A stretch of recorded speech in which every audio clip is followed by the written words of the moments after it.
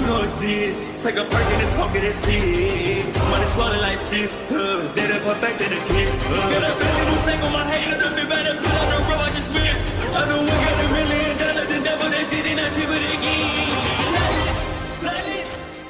Hello and welcome back, fellow anime lovers, to MangaMuse. I am delighted to have you join us once again in the world of fanfiction and fantasy. This is the second part of, What If Deku Enters That Time I Got Reincarnated as a Slime. Special note, this fanfic is written and a masterpiece of SilverHades on FANFICTIONnet. Do check and support the author too. Now smash the like, share and subscribe button for more. Also press the bell icon so that you never miss such great parts. Thanks for the introduction. Now let's dive into the world.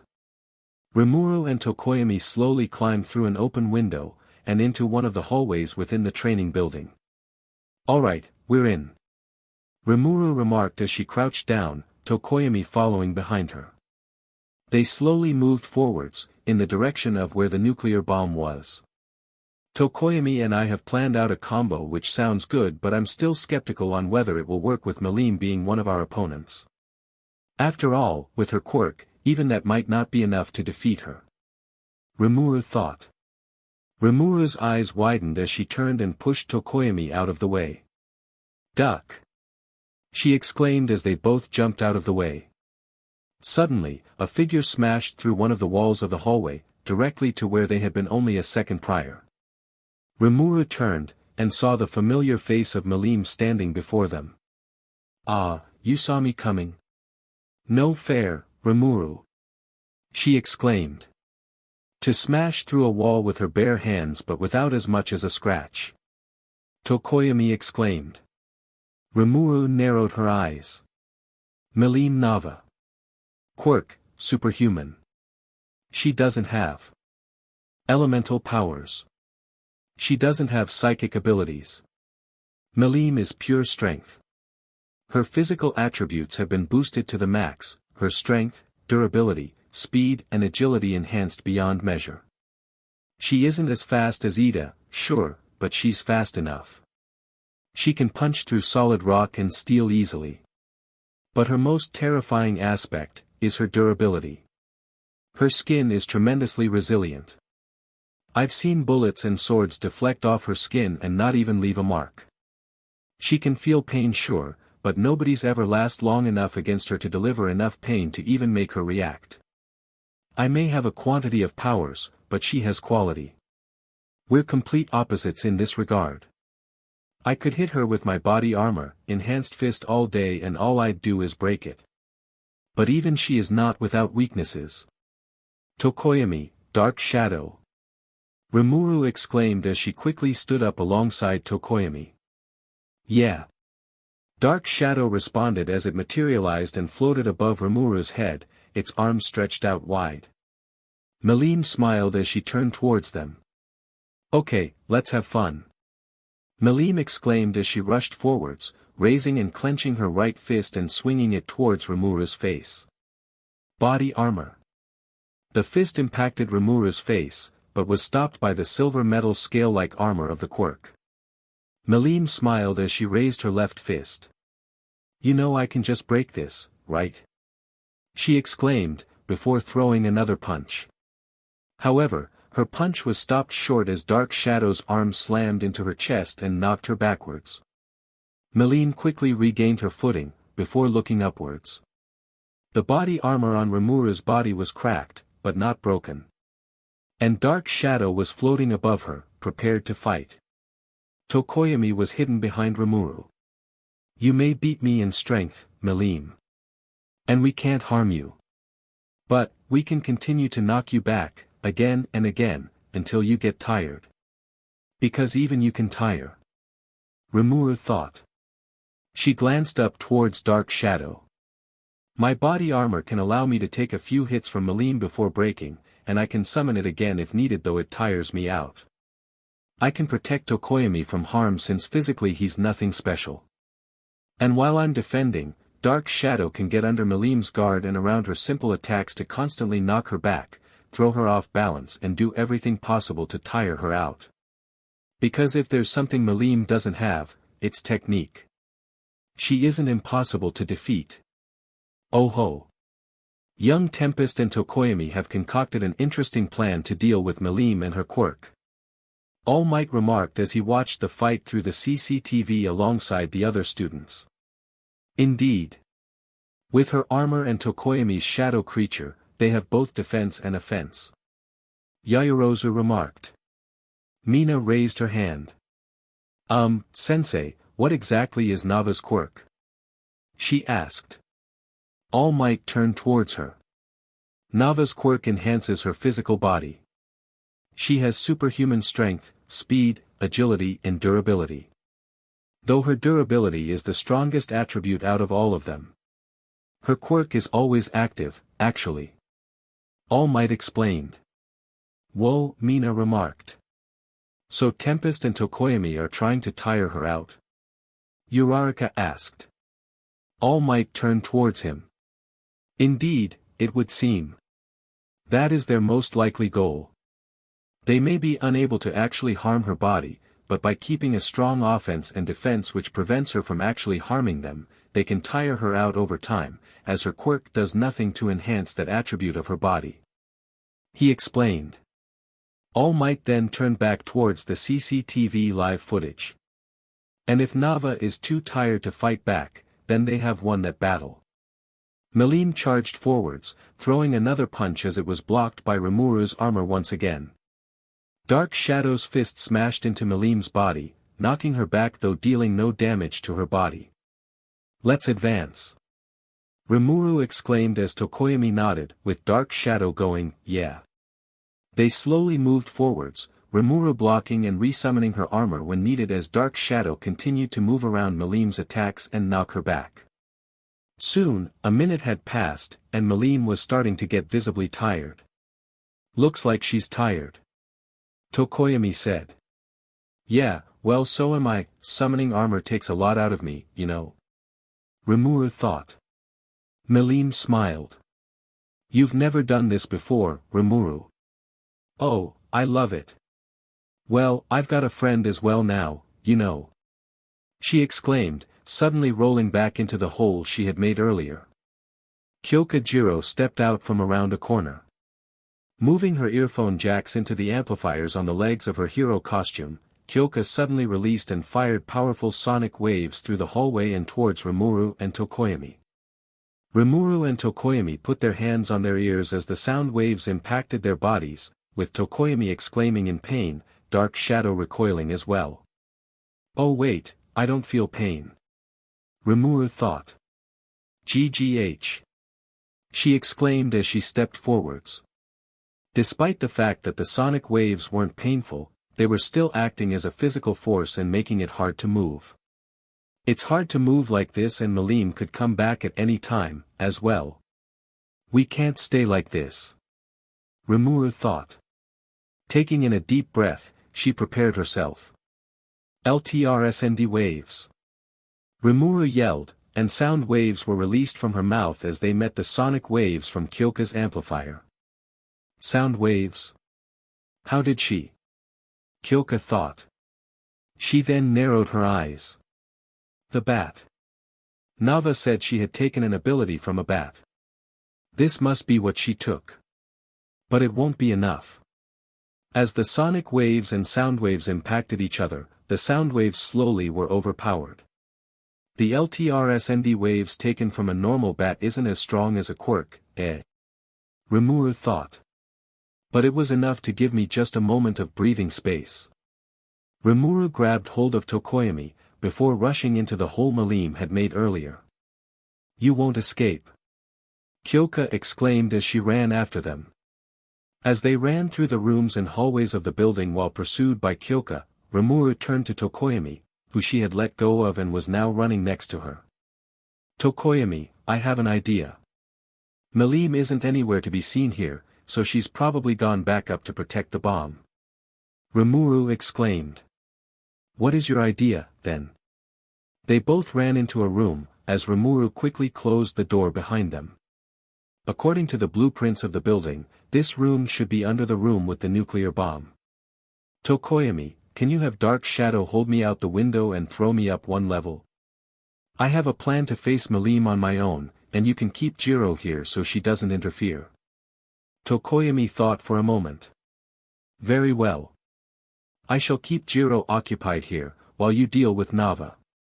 Good luck. Dark Shadow materialized from his body, grabbing hold of Rimuru and moving out of the window. Turning upwards, Dark Shadow threw Rimuru up through the window above them, before retracting back down alongside Tokoyami. Suddenly, a powerful sonic wave blasted the door off its hinges, with Kyoka walking in. Where's Tempest?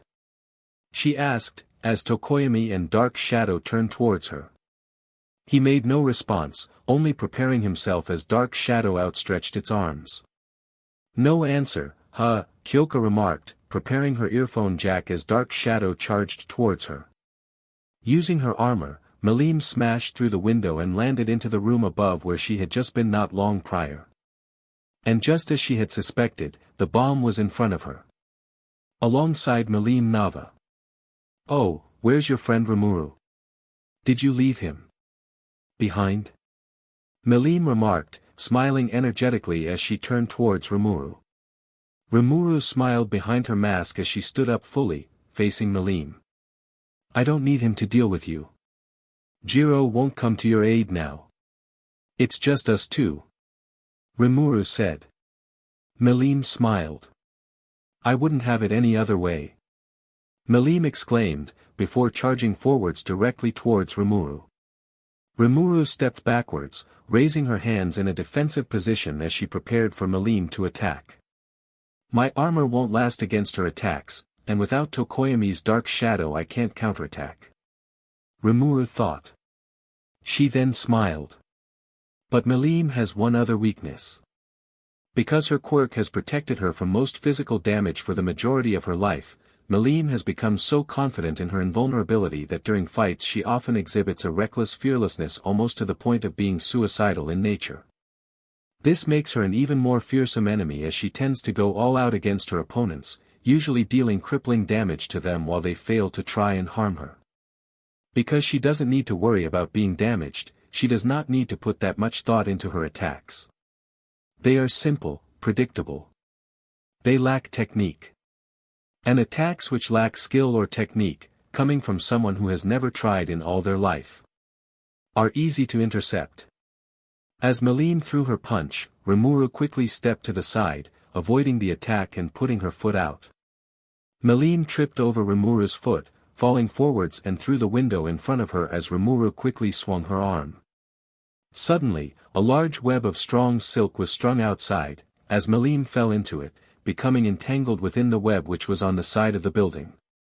GGH, that spider's ability? Malim exclaimed as she attempted to pull herself free, but found that the web was incredibly sticky and hard to get out of with pure strength. Wah! Mina exclaimed in surprise as she looked up towards the CCTV live footage. Azui put her finger to her mouth in curiosity. Mina turned towards All Might.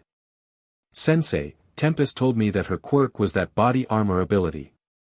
But earlier, she used some kind of sound waves, and now she's created a web. She asked. What is her quirk exactly?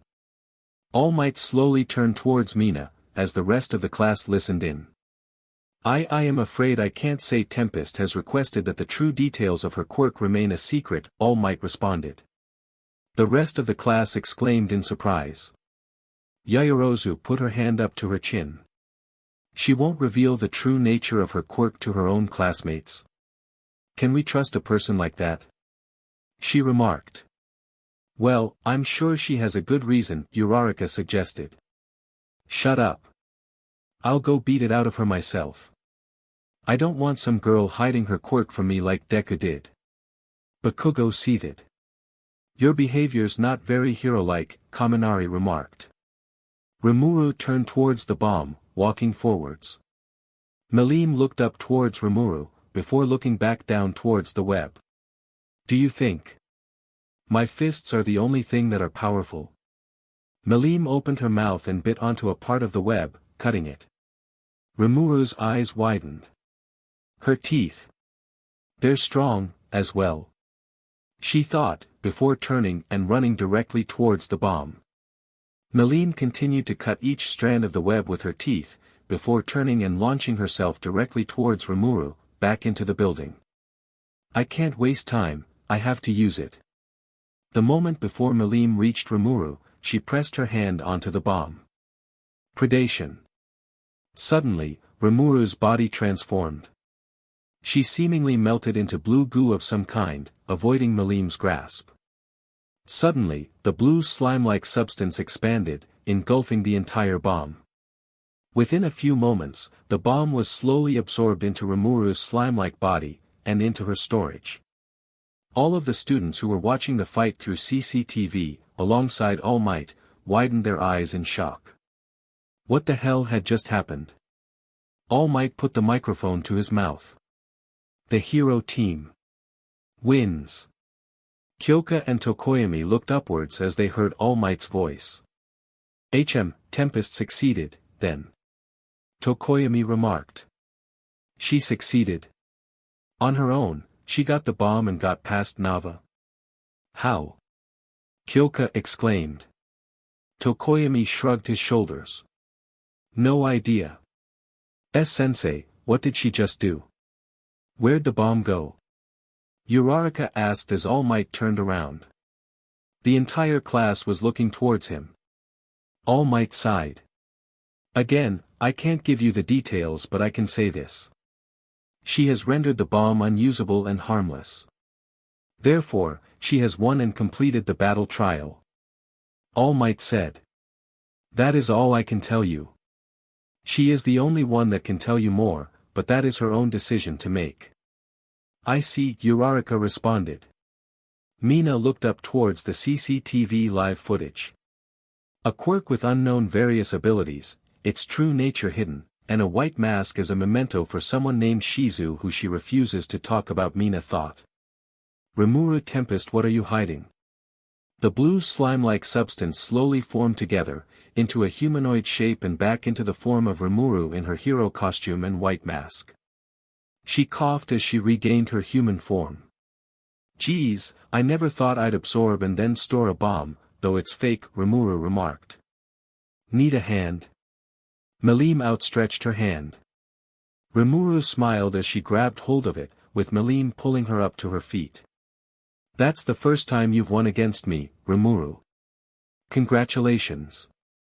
She exclaimed, hugging Rimuru suddenly.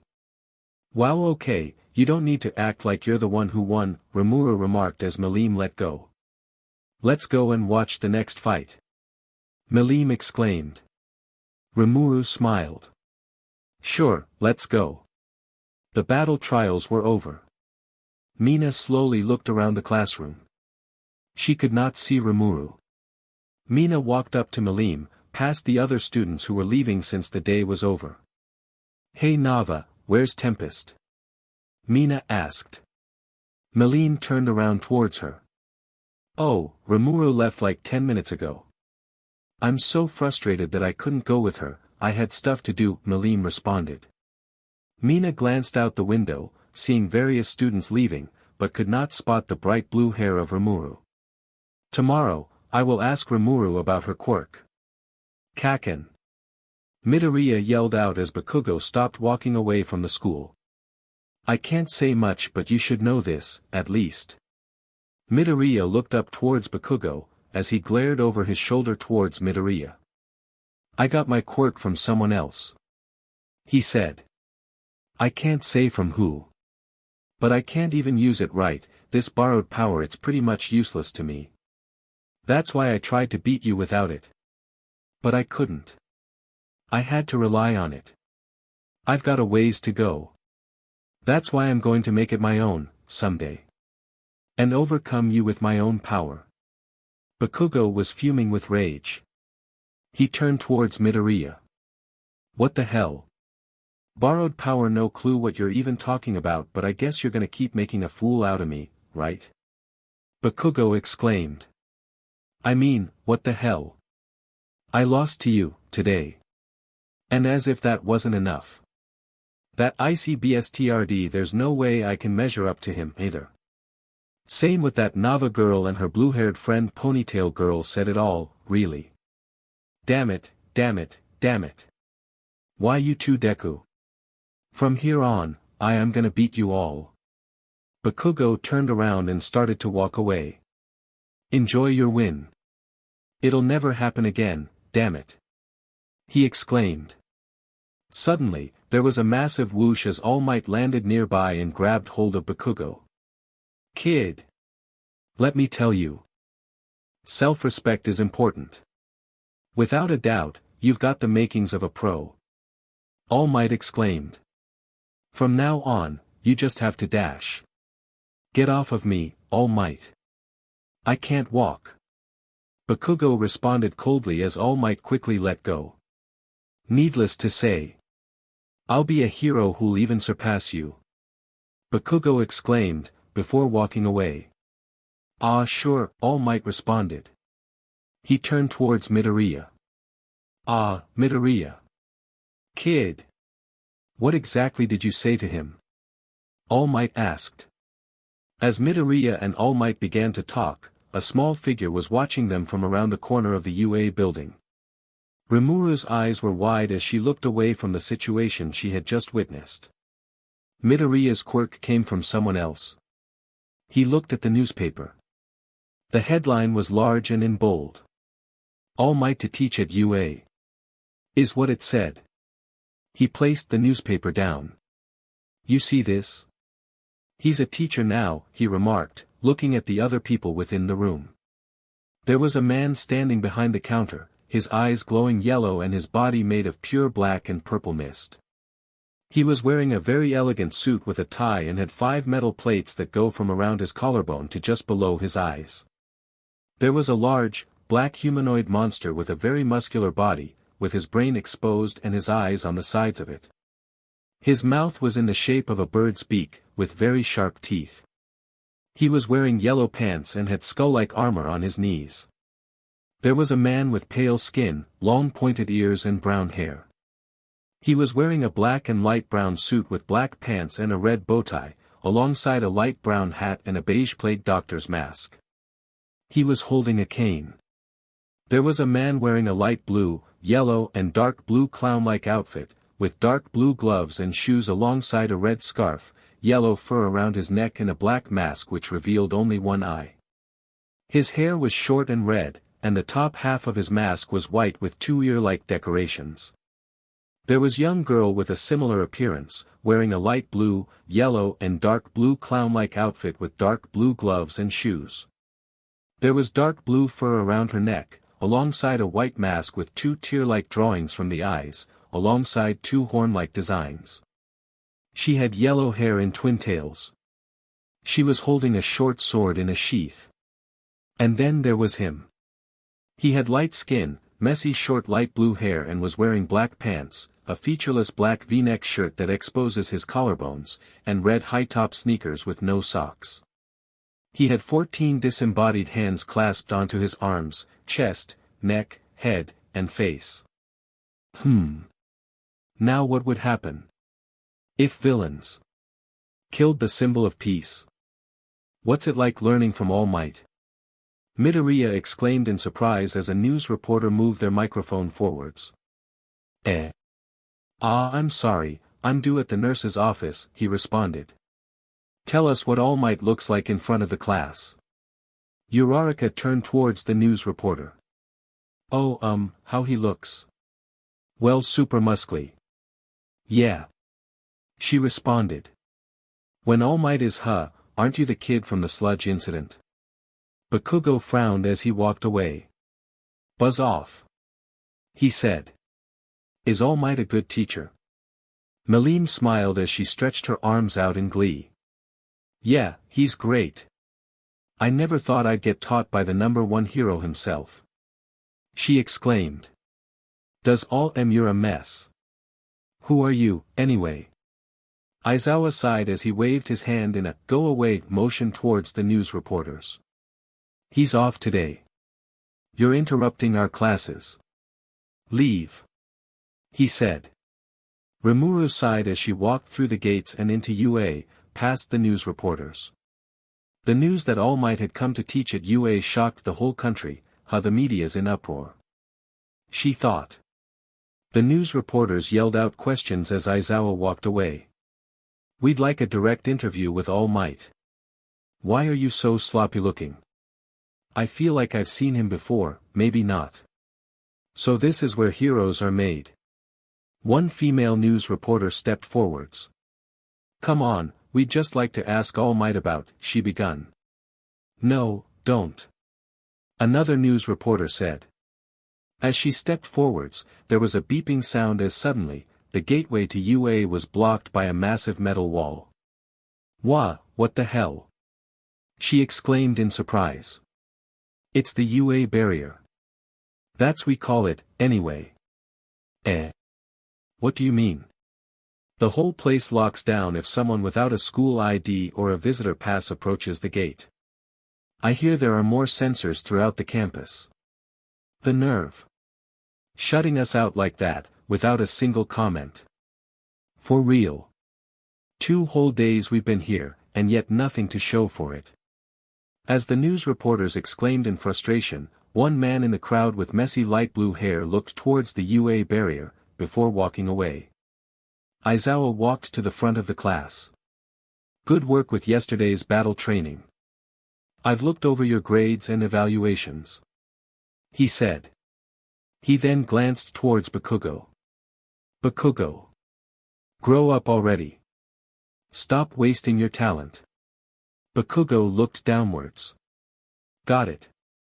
He responded. Aizawa then looked towards Midoriya. And it seems Midoriya ended yet another day with a broken arm. Learn to control your quirk because trying isn't going to cut it. I hate repeating myself. But you do have potential, assuming you can overcome this. Work on it, Midoriya. Aizawa said. Okay. Midoriya responded. Aizawa then looked downwards. Now, on to homeroom business. Sorry for the sudden announcement, but today, he begun. You'll pick a class president. Okay, I was expecting something more eventful than that. Surprisingly, Midoriya was chosen as the class president while Yaoyorozu was chosen as the vice president. I think Bakugou's not that happy about the former, though. The day in classes went on as normal, and now we were having lunch alongside the classes from the support and business courses. Rimuru glanced around the table she was sitting out. Of course, Melim was there as well. Mina Ashido and Tsuyu Azui were also sitting at the table. It was rather interesting to see Midoriya get to be the class president. Rimuru remarked as she ate some rice. Well, it was rather entertaining to see Bakugou so angry. I just hope he doesn't take it out on Midoriya, Azui remarked. I'm sure Midoriya will be fine, Azui. Rimuru said. Just call me Tsuyu. Azui responded. Rimuru nodded. So why are you trying to become a hero, Tempest? Azui asked. Rimuru looked down at her hands. I'm becoming a hero in remembrance of someone. They couldn't become a hero, so I am doing it to honor them. She answered. Mina glanced over towards Rimuru as she spoke. In remembrance of someone? Is this that Shizu person? Mina wondered. She leaned forwards. So, Tempest, about your quirk dash, she begun, only to be cut off as an alarm started to sound throughout the entire building. They all turned as they heard the alarm. What? The alarm? Rimuru exclaimed. Security level 3 has been broken. All students. Please evacuate in an orderly fashion. An automated voice announced. Ida turned towards one of the students. What's security level 3? He asked. It means someone's infiltrated the building. Hasn't happened in my 3 years here. Anyway, hurry up and get out of here. Another student responded, as all the students stopped eating lunch and started fleeing down one of the hallways. Rimuru, Melim, Azui and Mina were also swept up in the wave of students. Stop shoving. Wait, I'm gonna fall. I said quit pushing. Everyone's panicking. Aizawa and Present Mike stood in front of the UA building, facing the mass of press and news reporters who had swarmed through the front gate. "Give us all might. He's in there, right?" one news reporter exclaimed. "He's out today." Present Mike responded. "Just give us a comment. That's all we want. If we give you people an inch, you'll ask for a mile," Aizawa responded. "This is completely illegal. Villainous, even. Can we blow them away already?" Present Mike whispered towards Aizawa. Aizawa sighed in response. "Lay it off, Mike. They'll write what they want either way. Let's wait for the cops." Aizawa responded. As Rimuru was pushed through the swarm of fleeing students, suddenly she saw Ida launch into the air. Using his engines, he blasted through the air above the students, landing on top of the exit sign above the doorway. "Everyone.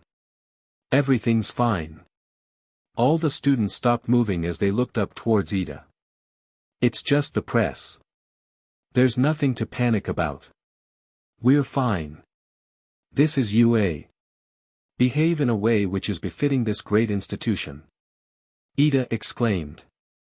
And so, Ida became the new class president, replacing the rather frightened and inexperienced Midoriya. The police came and drove away the reporters not soon after. No ordinary reporter could have done this. The principal of UA High School stood in front of the destroyed UA barrier, which had let in the reporters earlier. The other teachers stood behind him. The principal, named Nizu, was a rare animal that had manifested a quirk. Someone instigated this whole affair. Did some evildoer manage to slip in? Or do they intend to wage some greater war? The next day, Aizawa stood in front of the students within the classroom. "Now for today's basic hero training," he begun. "This time, All Might, myself and one other will supervise." What are we doing, exactly?" one student asked. "Preparing you for disaster relief, from fires to floods. It's rescue training." Aizawa responded. "Rescue, sounds like another rough day." Kaminari remarked. "Right." Mina exclaimed. "Come on, this is what being a hero's all about. I'm pumped." Eijiro Kirishima, a student with light skin, spiky red hair and red eyes exclaimed. "I'll be right at home in a flood, ribbit." Azui remarked. "Oh, this'll be so fun." Milim exclaimed. "Rescue training, huh? My storage ability may come in handy here." Rimuru thought. "Hey. I'm not done," Aizawa said, as everyone stopped talking and turned back towards him. "It's up to each of you whether or not you wear your costumes. As some of them are ill-suited to this sort of activity. The training site is a bit remote, so we'll be going by bus. That's all. Get ready," he said. "We're here.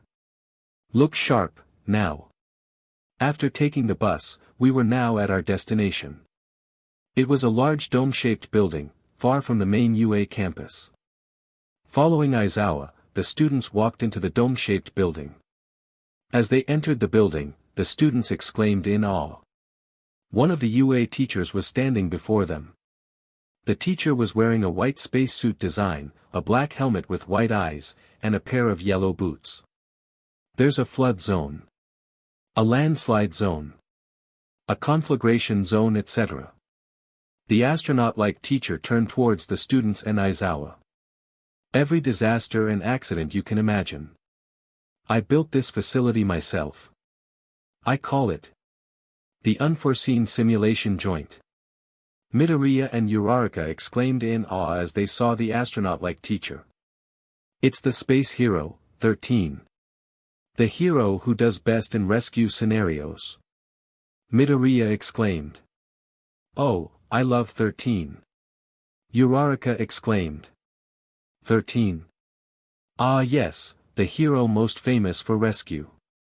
Amazing. Rimuru thought. Rimuru was in her hero costume, with her fur coat and her white mask. Aizawa walked up to 13. 13, where's All Might? I thought he was meeting us here. Aizawa asked. About that, it seems he has reached his limit during his morning commute. 13 responded, putting up 3 fingers. He's resting in the break room. Aizawa sighed. The height of irrationality, so be it. Let's get started. He responded, before turning back towards the students of class 1A. 13 then put up a hand. Before we do, I have a few points to make. As I'm sure many of you are aware, my quirk is called Black Hole. It can SCK in and tear apart anything. 13 explained. And you've used it to save people in all sorts of disasters. Midoriya exclaimed, with Uraraka nodding repeatedly. 13 then continued to talk. Indeed.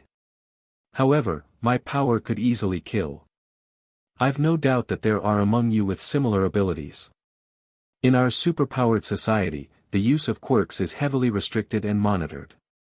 It may seem that this system is a simple one.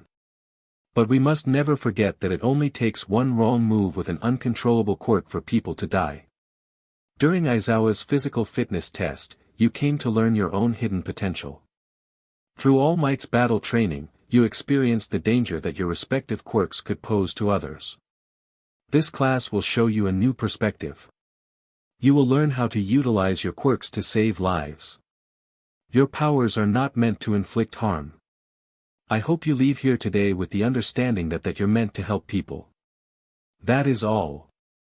I thank you for listening. 13 said, bowing. Awesome. Uraraka exclaimed. Bravo, bravo. Ida remarked, clapping. 13's speech wasn't that good, no need for an applause. Rimuru thought. Great. First off, Aizawa begun, only to be cut off as he noticed something. Glancing over his shoulder, he saw a small whirlpool of black energy start to form in the middle of the building, within the central plaza. And the whirlpool expanded into a portal, as a figure climbed out of it. He had light skin, messy light blue hair and various disembodied hands clasped onto his arms, chest, neck, head, and face. He climbed out of the portal, followed by dozens of other people with bizarre appearances and weapons. The portal itself possessed 2 glowing yellow eyes. What the heck's that? More battle robots, like during the entrance exam? Kirishima remarked, looking down towards the central plaza. Aizawa quickly put on his goggles. Don't move, those are villains. The student's eyes widened. The black misty portal glanced around the area. 13 and Eraserhead, was it? According to the staff schedule I received the other day, All Might was supposed to be here. The black mist said, its yellow eyes searching the area.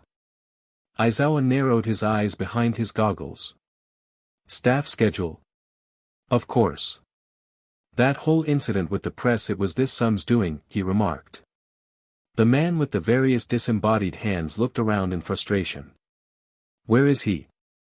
We've come all this way and brought so many playmates. All Might, the symbol of peace, isn't here. I wonder if some dead kids would bring him here, he said. Villains? No way. What kind of villains would be stupid enough to sneak into a school for heroes? Sensei, aren't there intruder sensors? Yaoyorozu asked 13. The space hero nodded. Yes, of course there are. 13 responded. Are they only here, or also at the main building? Either way, if the sensors aren't working, Todoroki remarked. It has to be one of their quirks that's doing it. This place is far from the campus. And they picked a time when there'd be few people here. So maybe they're not as dumb as they seem. They must have an objective. Because this is a well-coordinated sneak attack. Villains? Here. This isn't good, it's not good at all. Rimuru thought. Meline clenched her fists and smiled. Oh, if they come near, I'm gonna smash M. Meline exclaimed. Aizawa got ready, his capture weapon moving as he stepped forwards. 13. Begin evacuation. And try calling the school. One of these villains must be jamming the sensors. There's a good chance they have an electric type that's causing the interference. Kaminari, try using your quirk to call for help. Aizawa said. Got it. Kaminari responded. But sensei, you can't fight them alone. Midoriya exclaimed. Against that many, even you can't nullify all their quirks. As Eraser Head, your fighting style involves erasure and a quick binding capture. Head-on battle isn't. No good hero is a one-trick pony. 13. Take care of them. Aizawa responded, before leaping away from the entrance and down towards the central plaza. Several villains stood there, ready looking up towards him. Ranged squad. Let's move. One villain said as they saw Aizawa jump down towards them. Our intel said it was just supposed to be 13 and All Might. So who's this? Dunno. But he's coming at us all alone. A dead fool, then. The villains prepared their quirks, aiming them towards Aizawa. But then nothing happened. Huh. I can't shoot, one villain remarked, before being binded by Aizawa's capture weapon as he landed onto the ground. Pulling his capture weapon, Aizawa charged forwards, binding a second villain as he slammed them both together, knocking them out as they fell to the ground unconscious. You dumbass. He can cancel out your quirks just by looking at you. That's Eraser Head. One villain exclaimed. One large villain stepped forwards, chuckling. He had 4 arms, with most of his body composed of solid rock. He cancels quirks. Let's see if that trick works against us heteromorphic types. The rock-like villain charged forwards, only to have Aizawa's fist smashed into his face. No, it doesn't. Aizawa responded, binding the rock-like villain with his capture weapon. Only against emitter and transformative types. Aizawa ducked, avoiding another villain's punch. However, he continued, pulling the rock-like villain with his capture weapon. Statistically, you guys tend to shine in close-quarters combat. Aizawa said, throwing the rock-like villain into the other villain from earlier, knocking them both to the ground. Which is why I've got countermeasures for you. The villain with the disembodied hand scratched his neck in frustration. He's good at hand-to-hand and those goggles hide his eyes, so we don't know whose quirk he's canceling. Even a whole mob of us isn't slowing him down, I see. He remarked. I hate pro-heroes. Ordinary villains don't stand a chance against them. Wow.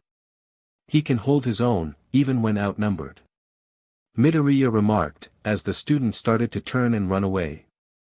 This is no time for analysis. Hurry up and evacuate. Ida exclaimed. Suddenly, the black misty villain appeared in front of the students, blocking their escape route. I won't allow that. He boomed. There were several metal plates around the villain's neck. Greetings, we are the League of Villains. Forgive our audacity, but today we have come here to UA High School, this bastion of heroism, to end the life of All Might, the symbol of peace. We were under the impression that All Might would be here today, but the schedule must have been revised. Well, no matter. My role remains unchanged. One of the fingertips on 13's right glove opened.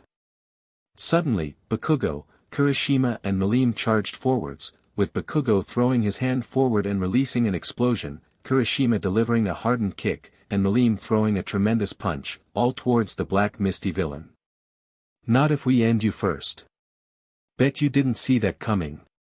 Kirishima exclaimed. Take that, you bootleg ghost. Malim exclaimed. Oh ho, that was close. Yes, students though you may be, you are the best of the best. The black misty villain remarked, unharmed. No, get back, all of you. 13 exclaimed. Begone. Writhe in torment, until you breathe your last.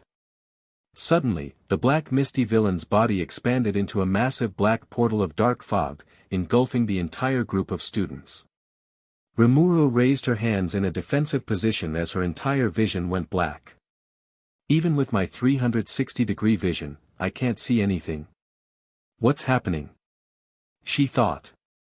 Rimuru's vision started to clear, the dark fog disappearing as she fell downwards, onto what seemed to be a large rocky mountainous area, filled with cliffs. The mountain zone. He teleported us. That must be his quirk, she remarked. Rimuru looked around. I've been separated from Malim and the others, as well. She thought. There were two parts of the mountain zone, connected by a bridge. Rimuru was alone on one half of the mountain zone, and in the other part, she saw Kaminari, Kyoka and Yaoyorozu surrounded by several villains. Rimuru stood up, activating body armor around both her arms. I should get over there and help the dash. Rimuru was lucky. With her 360-degree vision, she had noticed it at the very last second. A figure had suddenly appeared behind her, swinging a sword directly towards the left side of her neck. Rimuru quickly ducked and rolled to the side, avoiding the swipe, though she heard a sudden slice as she jumped back to gain some distance. And Rimuru's left arm fell to the ground. The blue, gooey insides were visible. The armor around her left arm had been cut through completely. My arm. My body armor was cut through so easily. Rimuru looked up towards the figure which had appeared behind her. There was young girl, wearing a light blue, yellow and dark blue clown-like outfit with dark blue gloves and shoes. There was dark blue fur around her neck, alongside a white mask with two teardrop-like drawings from the eyes, alongside two horn-like designs. She had blonde hair in twin tails. She was holding a short sword, and a sheath. Perched up on a rock behind the masked girl was another person with a clown-like appearance. This time, an adult man. He was wearing a light blue, yellow and dark blue clown-like outfit, with dark blue gloves and shoes alongside a red scarf, yellow fur around his neck and a black mask which revealed only one eye. His hair was short and red, and the top half of his mask was white with two ear-like decorations. The masked girl glanced down towards her sword, before looking up towards Rimuru. I thought I aimed for the neck, the girl remarked. The masked man chuckled as he stepped down from the rock, placing his hand on the girl's shoulder. You did, but our opponent here has some good reflexes, you only got her arm instead. The masked man said. Geez, I'm so glad I can't feel pain.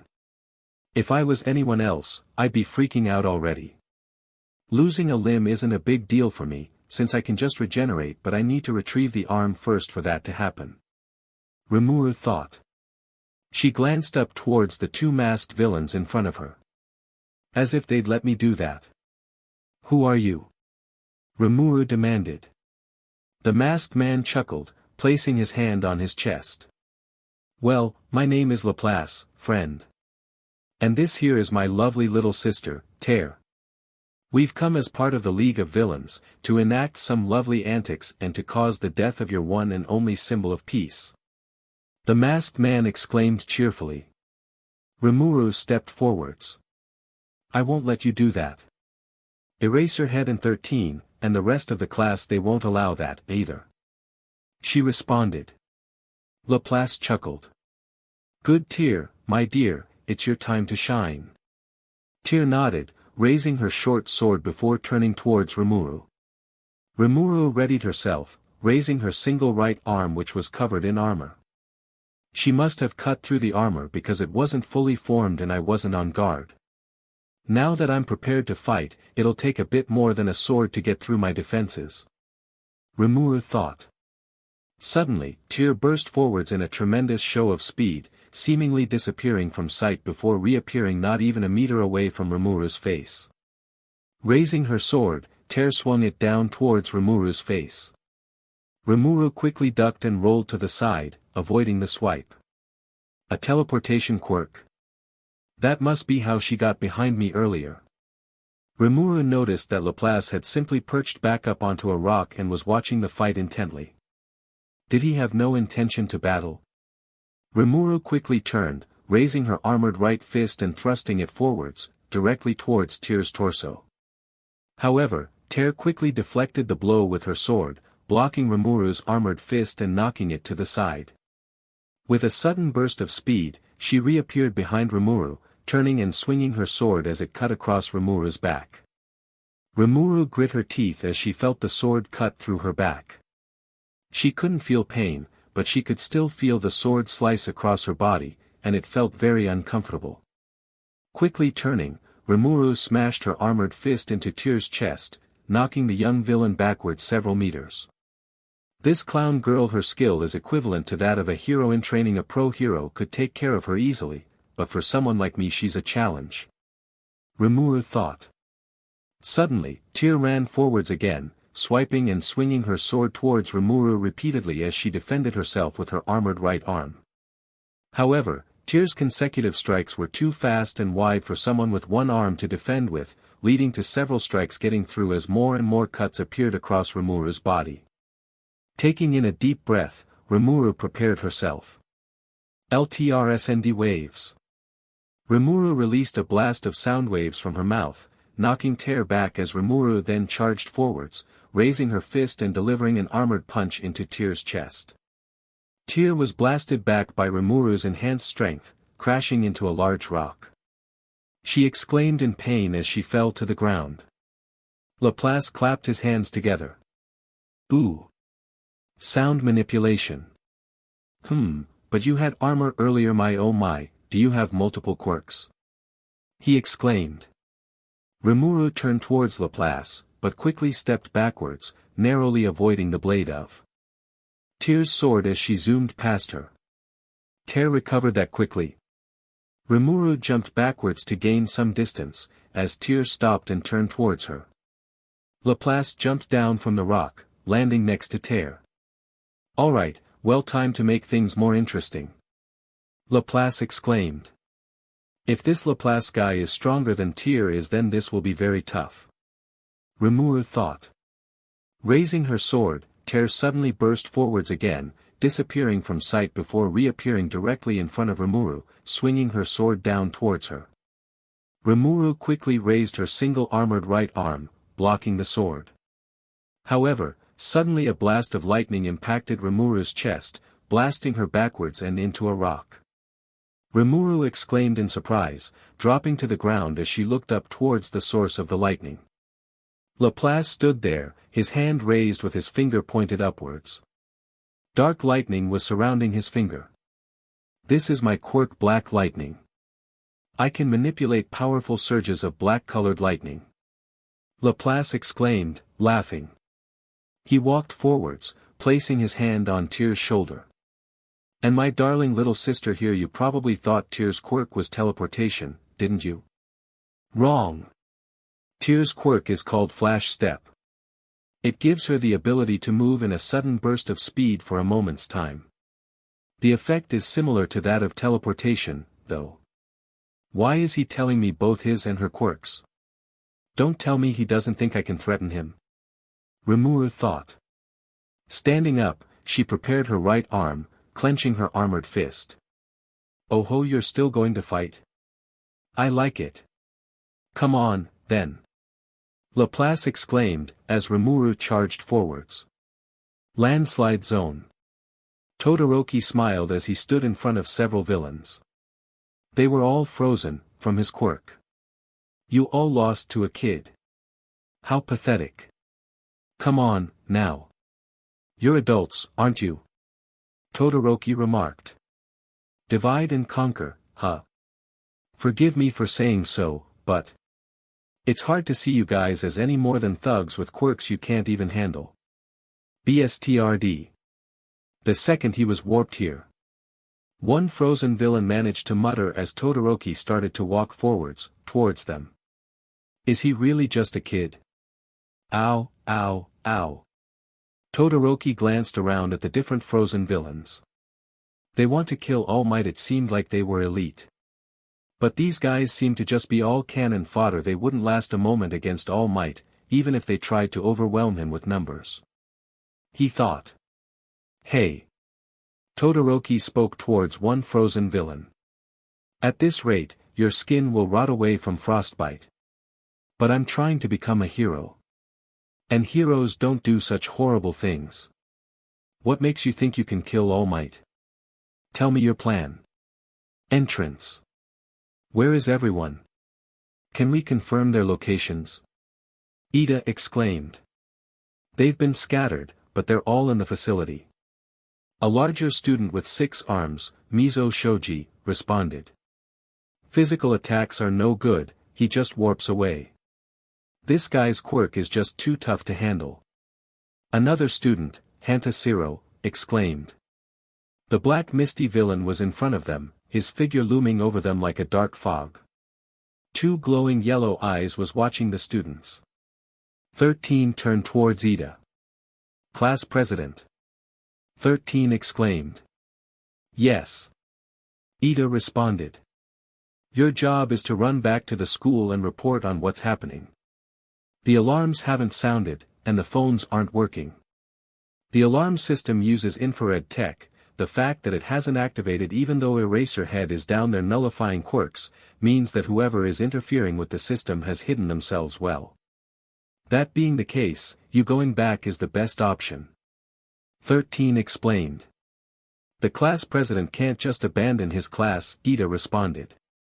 13 said to go, out the emergency exit. Another student, Rikido Sato, said.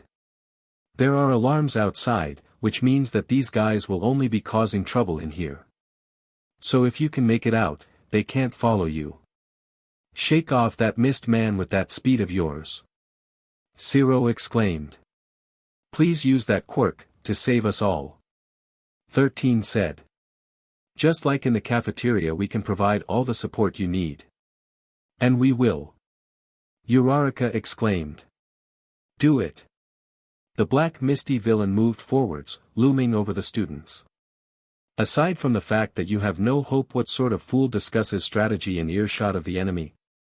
The villain remarked as he expanded its body of dark fog. It hardly matters if you overheard. 13 exclaimed. With one of the fingertips on 13's right glove opened, she started to activate her quirk, attempting to pull the dangerous villain in towards her. You can't stop us. 23 seconds. The villain with the disembodied hands charged forwards, directly towards Aizawa. So, you're the boss. Aizawa exclaimed, turning and swinging his capture weapon towards the villain. However, the villain caught the capture weapon, still charging forwards. 24 seconds. 20 seconds. 17 seconds. Aizawa moved forwards, pulling his capture weapon and smashing his elbow into the villain's chest. The villain caught Aizawa's elbow, looking down towards him. It's hard to tell when you're scampering around, but there are moments when your hair falls in front of your eyes. Every time you finish a given move. And your max duration's getting shorter and shorter. Slowly, Aizawa's elbow started to crumble apart, as the villain held it. Don't overdo it now, Eraserhead. Aizawa's eyes widened as he quickly punched the villain, jumping back to gain some distance. My elbow was disintegrating. He thought, ducking and dodging the attacks from 2 other villains who had attacked him from behind. The villain with the disembodied hands chuckled. Your quirk, it's not good in long, group battles, is it? This is kinda different from your usual work, yeah. You specialize in quick sneak attacks. Yet you jumped right into this fight. Hoping to make the kids feel safe. So cool, so cool. By the way, hero, he spoke. I'm not the boss here. A large figure charged forwards directly towards Aizawa with an incredible burst of speed. 13. Looks like the disaster relief hero, can't even measure up to even the most ordinary of heroes when it comes to a fight. The black misty villain remarked. Having created a portal both in front of and behind 13, the space hero had only used their quirk on themselves. And now you find yourself ripped apart by your own power. The black misty villain remarked. Sensei. He warped me. I'm done for. Sato turned towards Ida. Ida, he told you to run. He said. DMN. Ida exclaimed, turning and activating the engines on his legs as he ran at top speed towards the emergency exit. The black misty villain turned towards Ida. "My dear, scattered children, it would hardly be a benefit for us if you called our teachers," he said. Suddenly, a dark wormhole opened up in front of Ida as the black misty villain appeared before him. Suddenly, Shoji jumped and grabbed onto the black misty villain, the portal closing as Shoji held onto him. "Go!" Shoji exclaimed. The black misty villain threw Shoji off of him, before turning and moving in pursuit of Ida, who ran towards the emergency exit. "DMN!" the black misty villain exclaimed. Now, how did that work out for you?" Laplace laughed as he sat on top of Rimuru. She was on the ground, with Tear's sword going straight through her back and pinning her to the ground. Tear stood there, looking down towards Rimuru as Laplace sat on top of the student like a chair. "Your quirk is very interesting. Your insides are all blue goo. You're not made of flesh. That reminds me of Kurogiri, aha!" Laplace exclaimed. Tear tiled her head. "Maybe we should take this one back with us." Laplace put a finger to his chin. "Ah yes, maybe we should. That's a very interesting idea." Aizawa exclaimed in pain. A large figure had attacked him, pinning him to the floor before he could even react. It was a large, black humanoid monster with a very muscular body, with his brain exposed and his eyes on the sides of it. His mouth was in the shape of a bird's beak, with very sharp teeth. He was wearing yellow pants and had skull-like armor on his knees. Both of Aizawa's arms were being held tightly by the creature, unable to move. The villain with the disembodied hands chuckled. "Meet the anti-symbol of peace," he remarked. "The bioengineered Nomu landslide zone." The ground erupted in an explosion of rubble as the villains were blasted away by the immense strength of their opponent. Meline Nava stepped forwards, a large smile on her face, as she picked up a large piece of rubble and threw it directly into one of the villains in surrounding her, launching him to the ground. "Oh, this is so fun!" she exclaimed.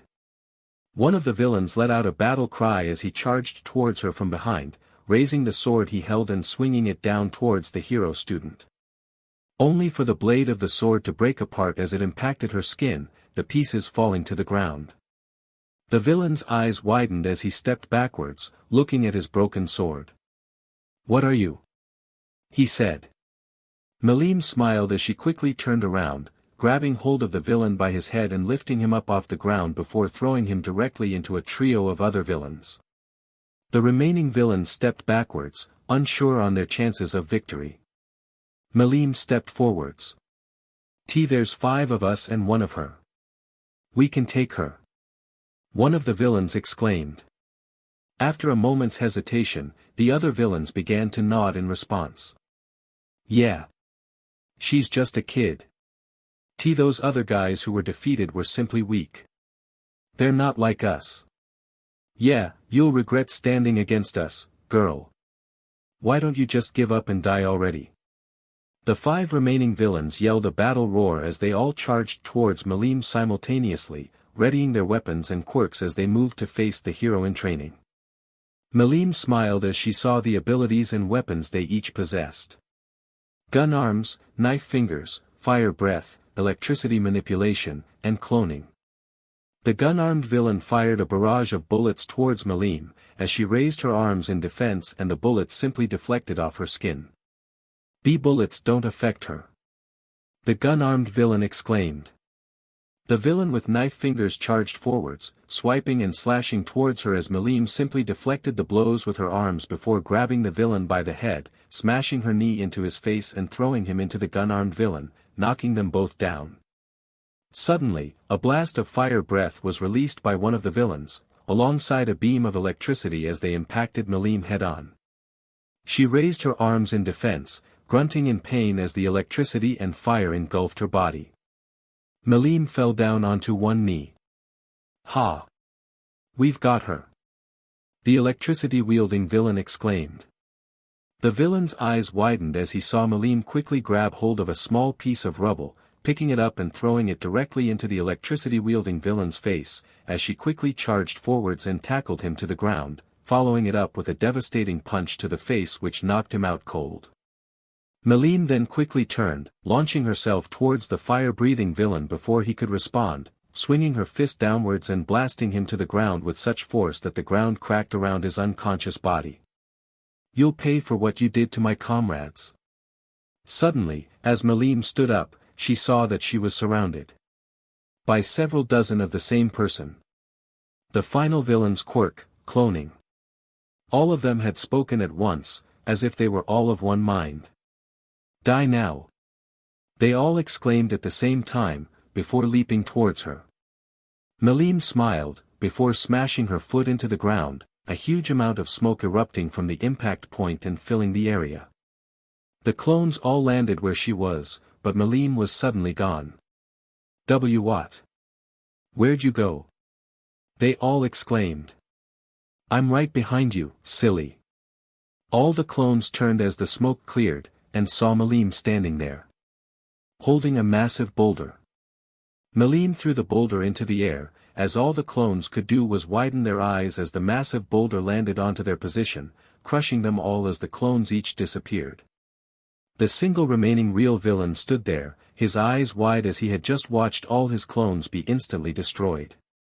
A monster. He was cut off as Meline delivered a tremendous punch into his face, knocking the cloning villain out cold as he fell to the ground. Meline stretched her body as she looked around at all the unconscious villains around her. This was so much better than what that rescue thing would have been. Meline blinked as she saw another person walking nearby. It was a boy with light skin, and short hair that was equally red on one side and white on the other. His left eye was light blue while his right eye was gray. There was a large burn mark around his left eye, and the left side of his body was covered in ice. He seemed to be heading in the direction of the central plaza. "Hey, isn't that shototodoroki guy? Wonder what he's doing."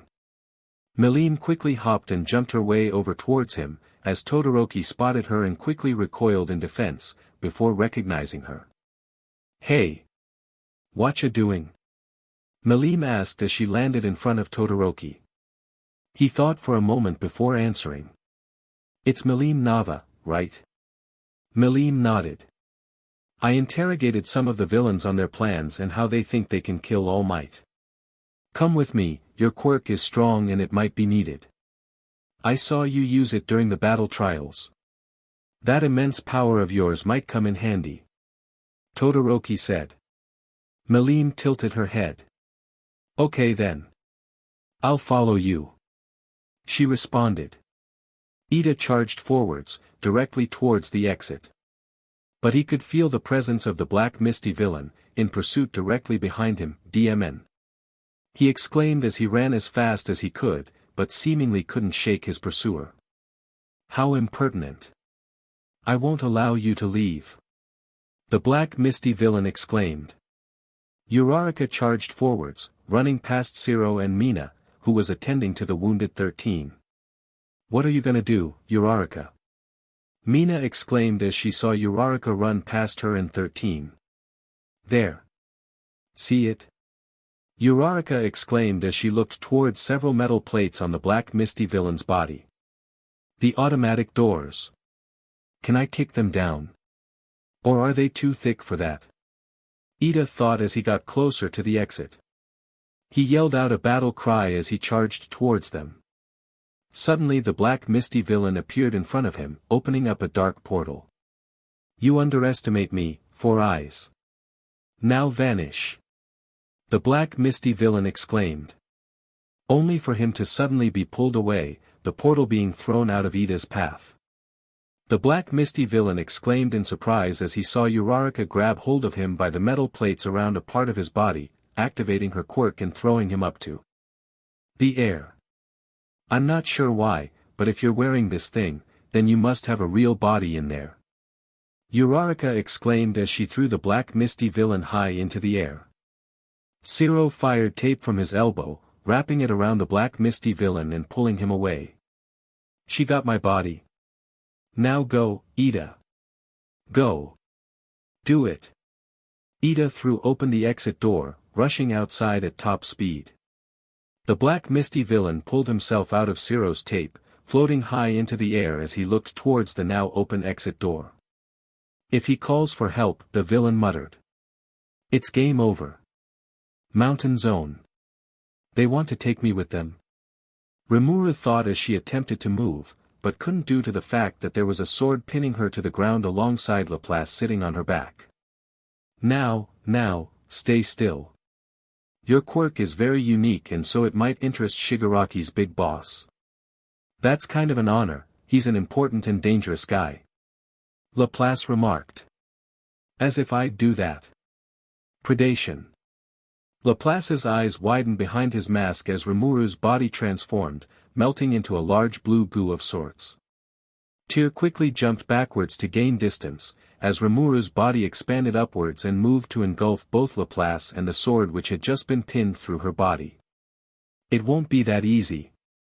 Aha!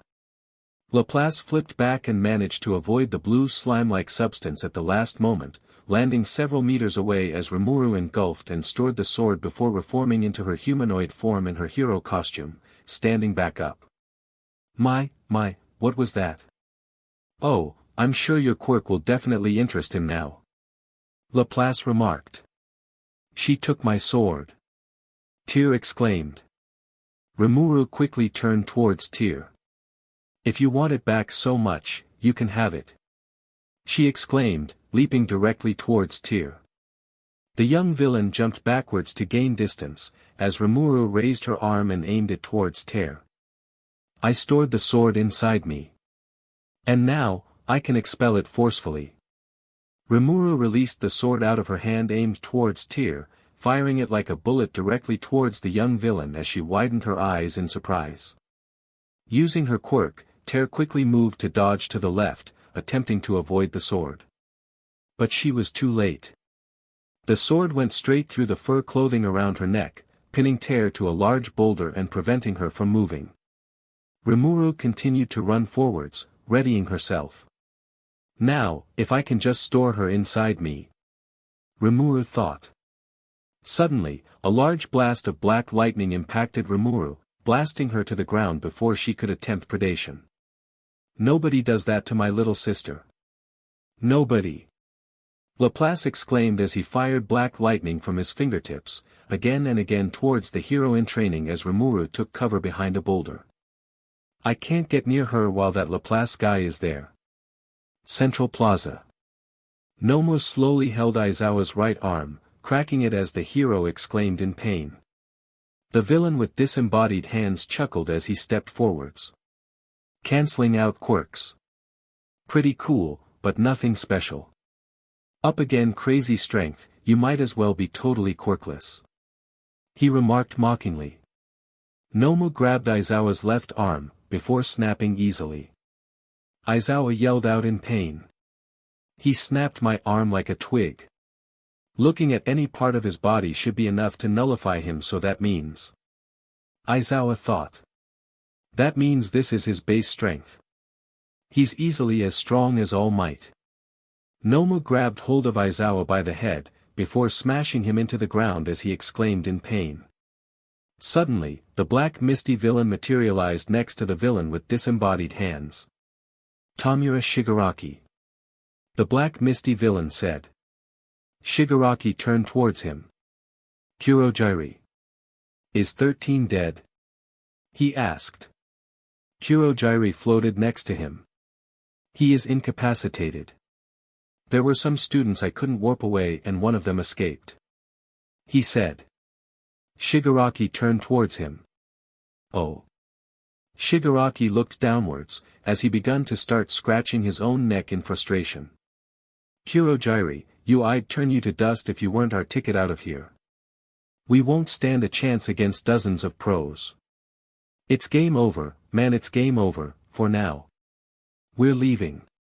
Midoriya's eyes widened as he watched Aizawa be thrown to the ground by Nomu. Azui was hidden in the water next to him, alongside one of the other students, a short one with light skin, black eyes and black and purple hair in with several circular shapes, named Minoru Mineta. This is bad, Midoriya, time for a change of plans, yeah. Mineta said, his hand over his mouth as he watched Nomu pin Aizawa to the ground. But then, his eyes widened. Leaving? Did he just say they're leaving? Mineta exclaimed. I think so. Azui remarked.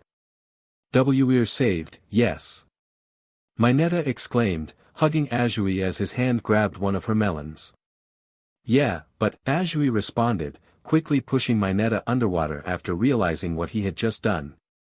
I've got a bad feeling, Midoriya. Azui remarked. Yeah, to do all this and then just leave on a whim, Midoriya responded. Didn't they want to kill All Might? UA's just going to be in more danger than ever if they get away now. Game over, he said. What are they thinking? Midoriya thought. These guys. And then, Shigaraki slowly turned towards where Midoriya, Azui, and Mineta were hiding. But before that, let's leave a few dead kids here, he said, suddenly launching himself forwards as within moments, he was crouched down in front of Azui, his hand raised. To wound the pride of the symbol of peace. Midoriya remembered. He remembered what had happened when Shigaraki had taken hold of Aizawa's elbow. It had started to disintegrate. And now, Shigaraki was moving that same hand towards Azui's face. Before anyone could even react, Shigaraki had grabbed hold of Azui by the head. But nothing happened. You really are pretty cool. Shigaraki remarked. Erase her head. Aizawa was staring right towards Shigaraki, his eyes glowing as the villain's quirk had been negated. Nomu quickly raised Aizawa's head, before slamming the hero into the ground once more. Midoriya quickly turned and leaped towards Shigaraki, raising his fist, this guy's nothing like those other villains in the water. Azui, run. Save yourself, Midoriya thought as his arm lit up, his quirk activating as he swung his fist with all his might directly towards Shigaraki. Get off her. Midoriya exclaimed. And Shigaraki spoke one word. Nomu. Smash. Midoriya's punch impacted, a huge explosion of smoke being released. My arm's not broken. This is when I managed to regulate the power. Did I really do it? I know the smash connected. Midoriya thought as he looked at his arm. I did it.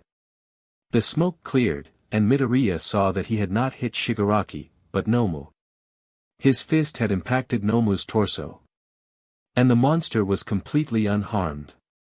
So quick, when did he? Wait, it didn't work. No way. Shigaraki chuckled as he looked towards Midoriya. Quite a move you just pulled off, and with a smash, too. You a fan of All Might? He remarked as Nomu looked down towards Midoriya. Midoriya said nothing in response, shocked. Well, whatever. Nomu grabbed Midoriya by the arm, as Azui released her tongue in an attempt to push Midoriya away from Nomu, while Shigaraki moved forwards, both his hands stretched out towards both Azui and Mineta. And before anything could happen, the entrance to the building was suddenly blasted apart, a figure stepping forwards. Everyone stopped moving. The yellow hair. The large, muscular body. It was All Might. Fear not. I am here. And he was not smiling. I had a bad feeling, so I cut my talk with the principal short and came right away. All Might's voice boomed from the entrance, where all the students and villains could hear him. Then I ran into Ida on the way. He told me the gist of what's going on here. All Might put his hand up to his neck. And he ripped his tie off, as he stepped out of the smoke. All of the villains and students were looking up towards him. Shigaraki and Nomu had stopped their attack, much to the relief of Midoriya, Azui, and Mineta. Shigaraki looked up towards All Might. I've been waiting, hero, you're worthless trash. He said. All the other villains in the central plaza were looking up towards All Might as well. That's All Might. I've never seen him in person before. What a presence, one villain exclaimed. No backing down, you idiot. We're here to kill him. Another villain said. All Might then jumped down from the entrance, towards the central plaza. And within a second, he had burst forwards, delivering a barrage of attacks which had blasted every villain to the ground instantly, knocking them out. He grabbed Aizawa, jumping backwards to safety. His arm and his face. All Might thought, placing Aizawa down. He looked towards Shigaraki and Nomu. And in an instant, he grabbed Midoriya, Azui and Mineta, jumping to safety as he also delivered a punch into Shigaraki, knocking the disembodied hand from his face. All Might landed several meters away, next to Aizawa. He placed Midoriya, Azui and Mineta down. Everyone, to the entrance. Take Aizawa. He's unconscious. Hurry. All Might said. Huh? Wait, what? So fast? Mineta exclaimed. Aw, no good, Shigaraki muttered as he slowly picked up the disembodied hand. Father, he said, putting the disembodied hand back on his face. He chuckled. Throwing punches to save people, ha ha ha. That's our state-sponsored violence. You're fast. Too fast to keep up with, but not as fast as expected. Could it really be true? Shigaraki slowly turned towards All Might, looking over his shoulder. That you're getting weaker. Midoriya quickly turned towards All Might. It's no use, All Might. That brain villain. My attack wasn't strong enough to break my own arm, but he didn't even flinch. Up against that, you dash, he said, only to be cut off. Midoriya. All Might slowly turned towards Midoriya, striking a pose and smiling. Fear not. He then turned, before leaping towards Shigaraki, raising his arms. Nomu. Shigaraki said, as the lumbering monster jumped between All Might and Shigaraki. All Might lifted his arms, delivering a double hand chop that crossed downwards directly into Nomu's body. Carolina Smash. A huge gust of wind was released from the attack, the water behind Nomu and Shigaraki being blasted backwards by the mere force of the attack. However, Nomu was seemingly unfazed by the symbol of peace's move. Nomu swiped his arms forwards, as All Might ducked and avoided the blow. Seriously? No effect at all. All Might exclaimed as he delivered a tremendous punch into Nomu's chest, but once again, the villain was unharmed. No effect. Because he's got shock absorption. If you really want to damage Nomu, you'd be better off slowly ripping him apart, piece by piece, not that he'd give you that chance. Shigaraki said, chuckling as All Might continued to deliver punch after punch into the towering Nomu. Thanks for the info, I appreciate it. No sweat. All Might exclaimed in response, quickly moving behind Nomu and grabbing him from behind, pulling with all his strength as he delivered a tremendous suplex and smashed Nomu into the ground. A huge explosion of rubble erupted from the impact point. How does suplex make an explosion like that? All Might's in a different league. Mineta exclaimed in surprise as he helped Midoriya and Azui carry the unconscious Aizawa to safety. Midoriya looked to where All Might was fighting. They might have a way to kill him, meanwhile, we're stuck here, helpless. Even worse, we'd only slow him down if they took one of us hostage. No reason to speculate about the villains, I've got to trust in All Might. Midoriya thought. Nice. They totally underestimated what All Might's capable of. Sato exclaimed as he looked down towards the battle from the entrance. Ah, it's Deku and those guys. Uraraka said, pointing down towards Midoriya, Azui, Mineta and Aizawa. Go get him. Get him in the junk. Mineta exclaimed. Guess we were worried for nothing, he's unreal. Azui remarked. However, their eyes widened as they saw the smoke from All Might's suplex clear. Kurogiri's portal had opened from where Nomu had been smashed into, the upper body of the monstrous villain now protruding from a second portal directly under All Might. And Nomu's claws were driven into All Might's body. The symbol of peace was bleeding. Rimuru jumped out from behind the boulder, raising her arm and aiming it towards Laplace. Aqua hose. she exclaimed, before releasing a massive blast of water from the palm of her hand. As it impacted the black lighting Laplace was firing from his fingertips. Aqua hose is no different from hydraulic propulsion. I expel a large blast of water from my inner storage. But this time, it's offensive instead of used for mobility. Rimuru thought. There was a massive explosion of smoke as the cold water and the heat of the black lightning met, the two attacks cancelling each other out as the area was filled with a thick fog of smoke. You have water attacks, too? Oh, he'll love this quirk of yours. Laplace remarked. Though this smoke is kind of in the way. Let's get rid of that first. Laplace raised his arms, activating his quirk, and suddenly, several pillars of black lightning were released around his body, expanding in a circular pattern around him with Laplace at the center. The smoke was blasted away, clearing the area. Body armor.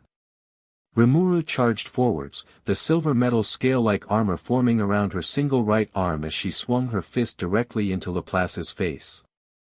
The villain was knocked back, exclaiming in surprise. It won't be that easy, girlie. Laplace remarked, as Rimuru moved to throw another punch. However, Laplace countered the punch, knocking it away as he delivered a quick punch into Rimuru's masked face, before following it up with a combo into her gut. She was knocked backwards, with Rimuru spinning around and moving to throw another punch towards the villain. Laplace countered that punch as well, knocking it downwards as he smashed his knee into Rimuru's chest, before raising his fist and delivering a black lightning-enhanced punch directly into her torso. Rimuru was blasted backwards, crashing into large rock and falling to the ground. This guy's easily as powerful as a pro hero. Laplace chuckled as he slowly walked over to the pinned tier, pulling the sword out and letting her fall to her feet. There you go, little sister. Now, it's time for the coup de grace. Laplace exclaimed, turning and walking towards the wounded Rimuru, sword in hand. Rimuru attempted to move her arm upwards, to punch the villain. Only to have it instantly cut off from the elbow, Laplace swinging Tier's sword with tremendous speed and ferocity. Rimuru's right arm fell to the ground, the blue gooey insides visible. She was now armless. Are you kidding me? I'm really glad I don't feel pain. Laplace rested the sword on his shoulder as he looked down towards Rimuru. No exclaiming in pain. No yelling and screaming for mercy. You really are. Interesting. He remarked, before chucking the sword over to Tier, who caught it and put it back in her sheath. Well, let's get going then. I'm sure that Nomu's already killed All Might by now. Laplace remarked, grabbing hold of the helpless Rimuru and throwing her over his shoulder. Rimuru attempted to struggle and get out of his grip, but couldn't due to her lack of arms. Oh, Tier, grab her two arms as well. We may need them, you never know. Tier nodded, picking up the two arms which had been cut off. Well, that's that, then. Laplace remarked as he started to walk away. Tier followed afterwards, holding both of Rimuru's arms, which she really wished she still had. GGH, so that's how it is. All Might remarked, coughing out BLD. Shigaraki chuckled. So you hope to drive him into concrete and seal his movements? It wouldn't have worked. Nomu is as powerful as you. Well done, Kurogiri. Perfect timing, actually. He remarked as he looked down towards All Might, and then to Kurogiri. All Might exclaimed in pain as Nomu's claws were driven into both sides of his chest. The left side of his chest seemed to be bleeding more than the right side. What unbelievable power. Cut it out, that's my weak point. All Might thought. Impressive, for first-time offenders, but prepare yourselves. All Might exclaimed. I can't say I much like the idea of having BLD and guts inside my gate, but if they're yours, I'll happily oblige. Kurogiri remarked, looking down towards All Might. You see, it's Nomu's job to get around that blinding speed of yours and hold you down. And it's my job to close the warp gate on you while you're halfway through and immobilized. Thereby cutting you in two. Suddenly, several figures jumped down and landed next to Shigaraki and Kurogiri. It was Laplace and Tyr, with the helpless, armless Rimuru over the former's shoulder. Tempest? All Might thought as he glanced over towards Rimuru. Your arms. Laplace, I thought I told you to kill the students. Kurogiri warped to your location.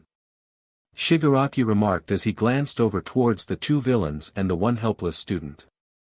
Shigaraki raised his arm and pointed towards Rimuru. So what's that? Laplace did a respectful bow. My, Mr. Shigaraki, I would have killed this student here under normal circumstances. But she has a very, very unique quirk. Your MSTR might be interested in her, would he not? He responded. Tyr said nothing. Shigaraki lowered his arm. Fine. Whatever. We need to get a move on, anyway. Capturing and taking away one of All Might's students will surely wound his pride as well. Especially if it's right in front of him. Shigaraki remarked as he glanced back down towards All Might.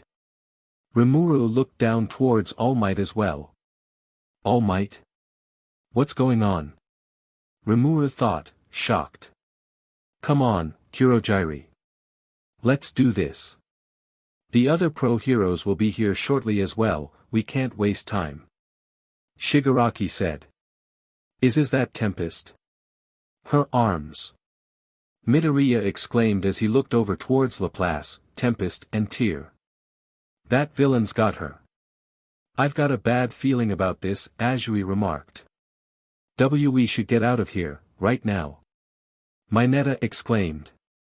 Asutsuyu. Midoriya said. Azui turned towards him.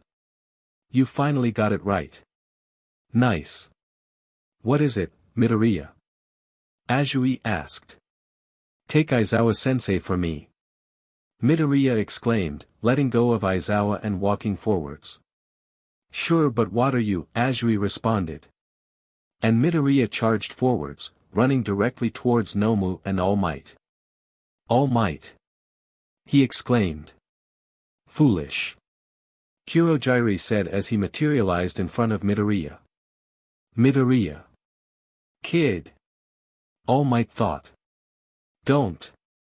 Until suddenly, Bakugou jumped in from out of nowhere, smashing his fist into Kurogiri and blasting him with an explosion. Get the hell outta here, DKU. Bakugou exclaimed as he smashed Kurogiri to the ground, his hand on the metal plates around Kurogiri. The villain was pinned. Ice spread across the ground, freezing half of Nomu's body while not harming All Might. Todoroki stepped forwards. So I heard you people are here to kill All Might, he said. Kirishima jumped in, swiping his hardened arm towards Shigaraki, as the villain avoided the blow. Meline leaped in from out of nowhere, smashing her fists towards Laplace as he jumped backwards to gain some distance, her fists instead impacting the ground. Tyr jumped back alongside Laplace as well. DMN. Almost had him. Kirishima remarked. What happened to your arms, Rimuru? Meline exclaimed. You're not all that. You misty mook. Bakugou said as he pinned Kurogiri to the ground. But some like you could never kill the symbol of peace. Todoroki said. Kaken. Guys. Midoriya exclaimed. Frosty. All Might remarked. It must be Todoroki. Such precise control, he's just managed not to freeze me. Thanks to that his grips loosened. He thought. All Might pulled himself out of Nomu's grip, jumping away and gaining some distance as he landed next to the students. Shigaraki looked over towards Bakugou and Kurogiri. You've pinned down our way out. Well, this is a problem, he remarked. Bakugou laughed as he looked down at Kurogiri. You slipped up, you BSTRD.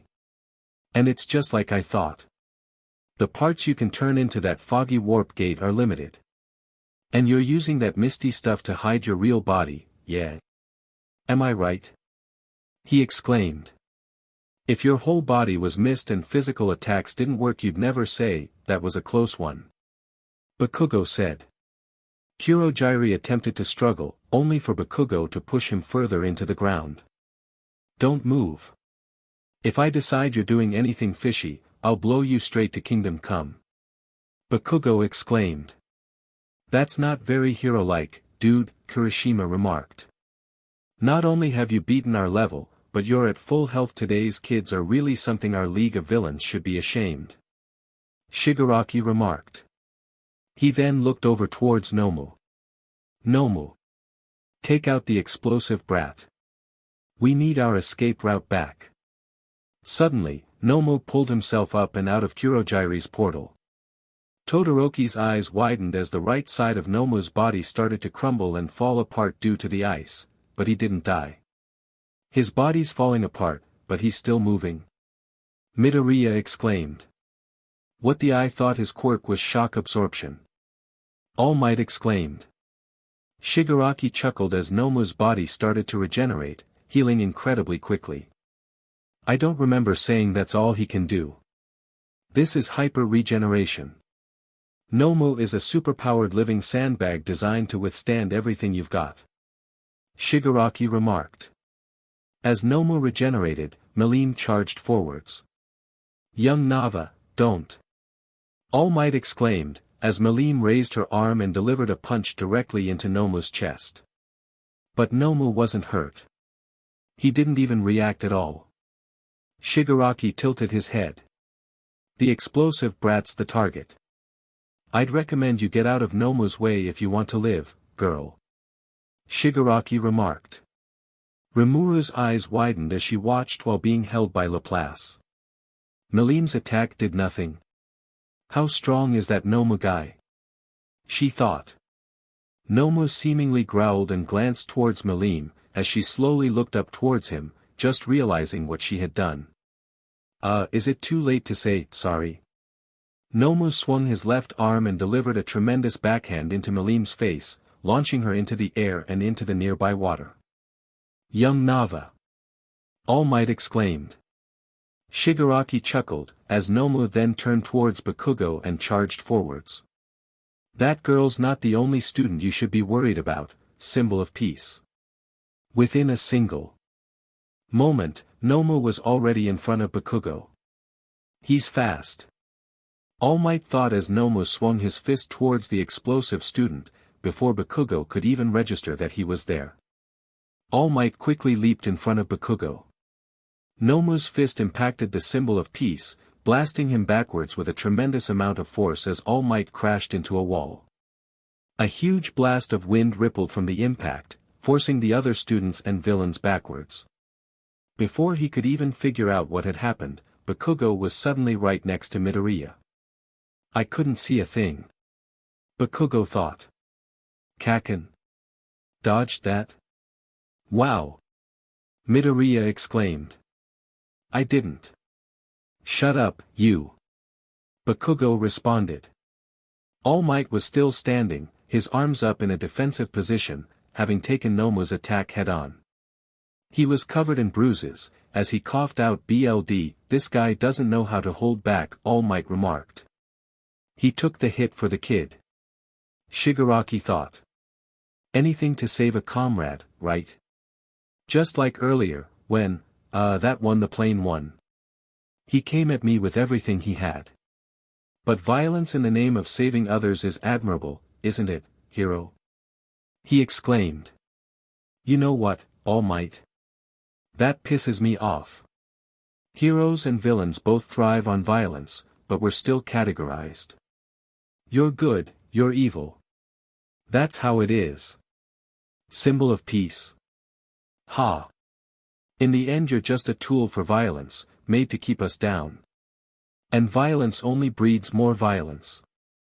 I'll show the world that by killing you. All Might looked over towards Shigaraki.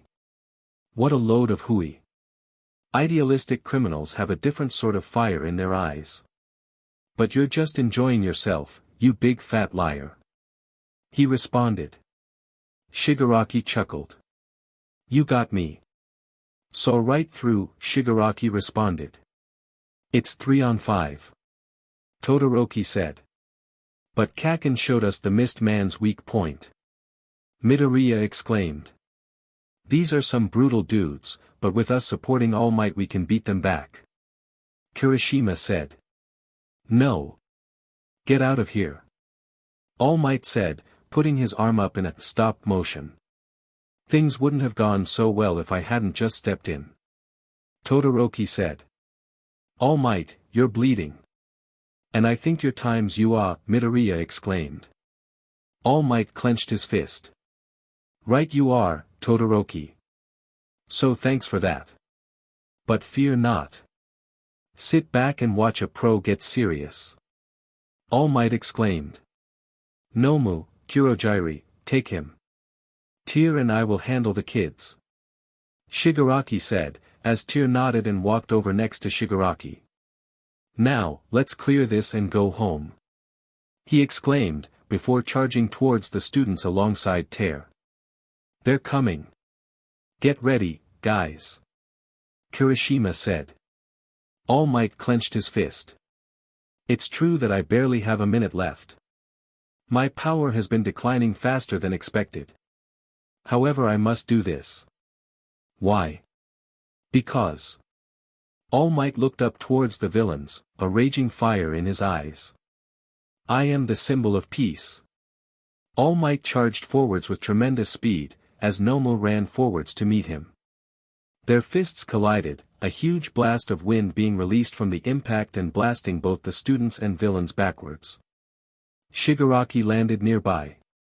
Hey, you talked about his shock absorption earlier, didn't you? He remarked. All Might smiled. Yes, I did. He exclaimed, before throwing another punch, and another, as his fists met with Nomu's again and again, each punch releasing an immense blast of wind that blasted away the surrounding students and villains. Bakugou was blasted back alongside Midoriya. A head-on fistfight? Midoriya exclaimed. Wow! Kirishima exclaimed. Kurogiri was blasted back alongside Shigaraki, Tyr and Laplace, who was still holding Rimuru. I can't get near them. Kurogiri said.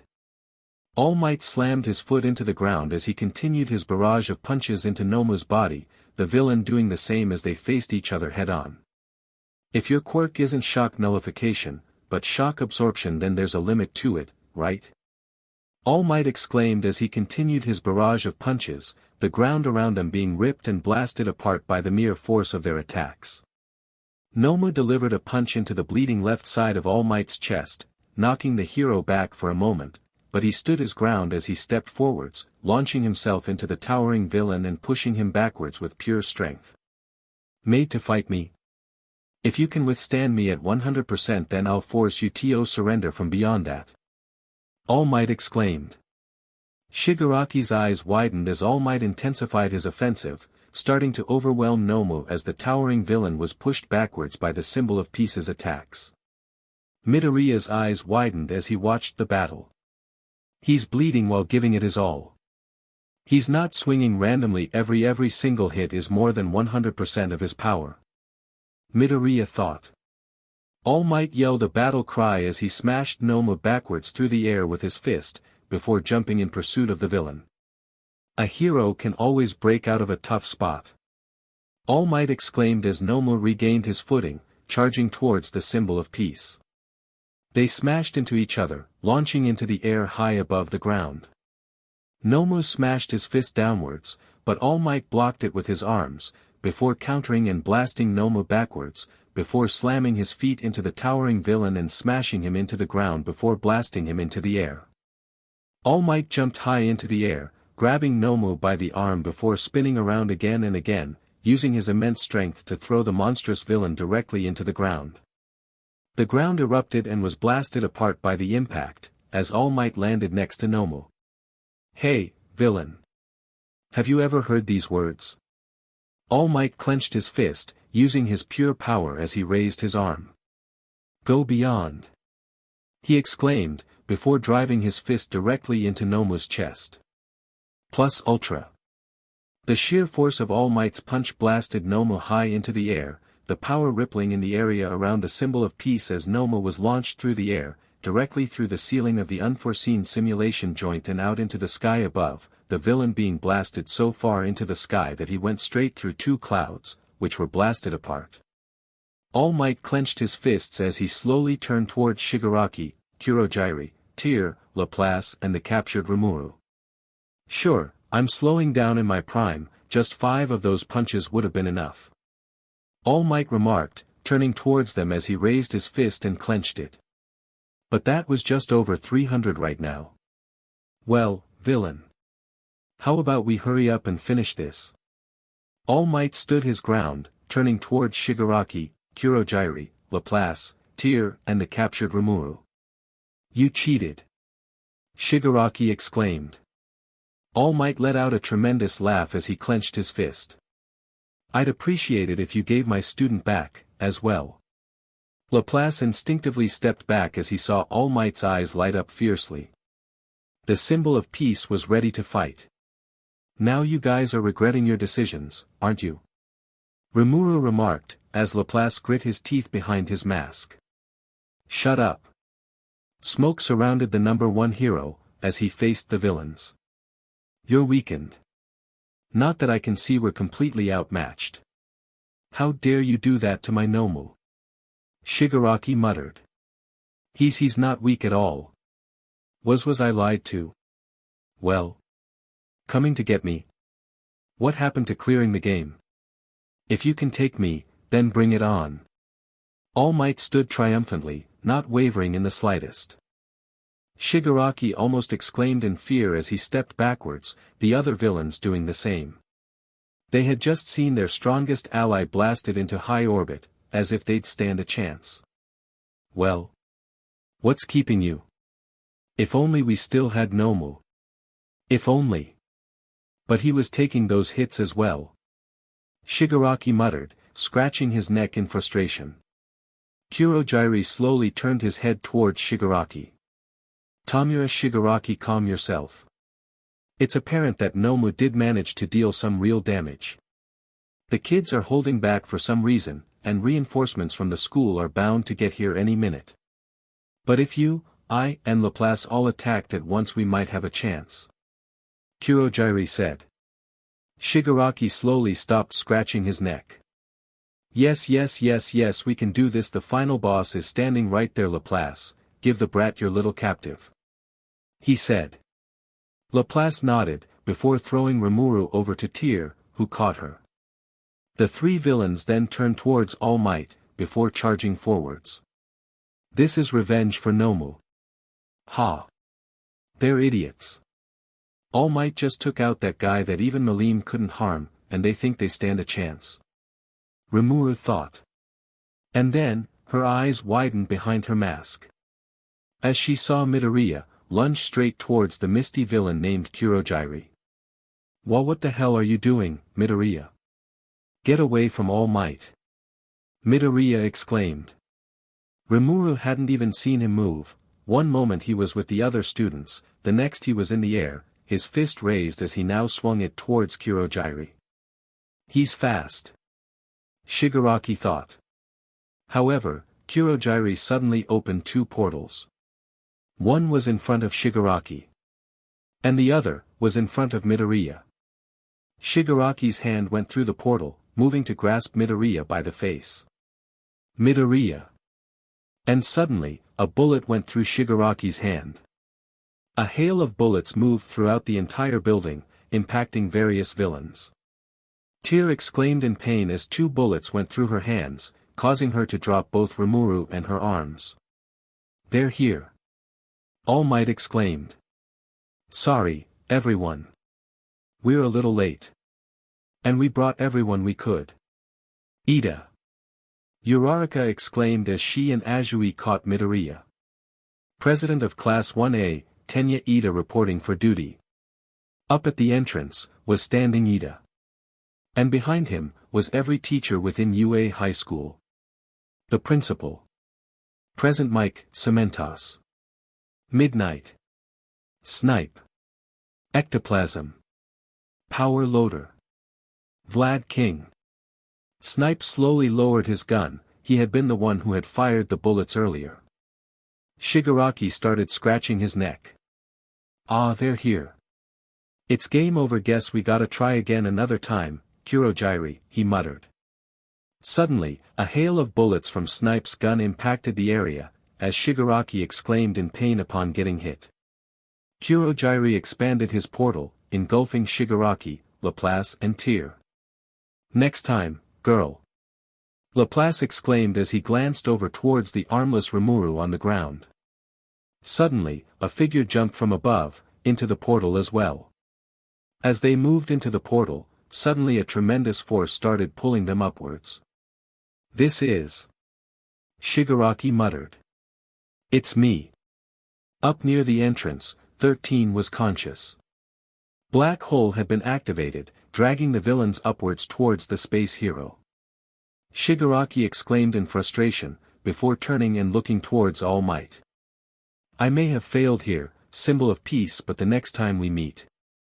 You're dead, All Might. And the portal closed.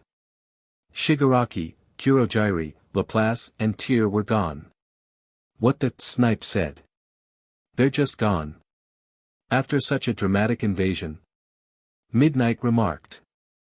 They took us completely off guard, but let's concern ourselves with the students' well-being for now. The principal said, as Vlad King dropped him to the ground. Our teachers, all pros, gathered here. It looks like there was no attack on the school itself. Todoroki remarked as he looked up to where the teachers were. Midoriya. You okay? Kirishima called out, as he ran over towards Midoriya and All Might, who was shrouded in smoke. Suddenly, a huge wall of cement erupted in front of him, blocking Kirishima's path. We need to make sure all you students are safe, so head over to the gate. I'll deal with the wounded. Cementos said. Makes sense. Roger that. Kirishima exclaimed, before turning and heading towards the gate. Melim slowly pulled herself out of the water, exclaiming in frustration. She had witnessed the final moments of the fight and the villain's escape. What, is everything over already? Ah, she muttered as she looked around but couldn't find any villains in sight. Oh. Rimuru. She quickly ran over towards Rimuru, who was on the ground, her arms separated from her. Rimuru. Are you okay? Melim exclaimed. GGH, I can't move ever since that Laplace guy grabbed hold of me. I couldn't move nor use my quirk, not sure if it was an ability of his or someone else's, Rimuru muttered. A paralysis or quirk erasure ability? The latter sounds similar to Aizawa-sensei, but the former doesn't. Was there a villain in hiding who could use such an ability? Melim thought. She glanced around the area, searching for any signs of an active villain, but couldn't see anything. Well, if there was a villain with such an ability who never showed themselves, they probably escaped with the others. It explains why Rimuru didn't just go predation on that villain who was holding her, though. Melim, I'm at my limit.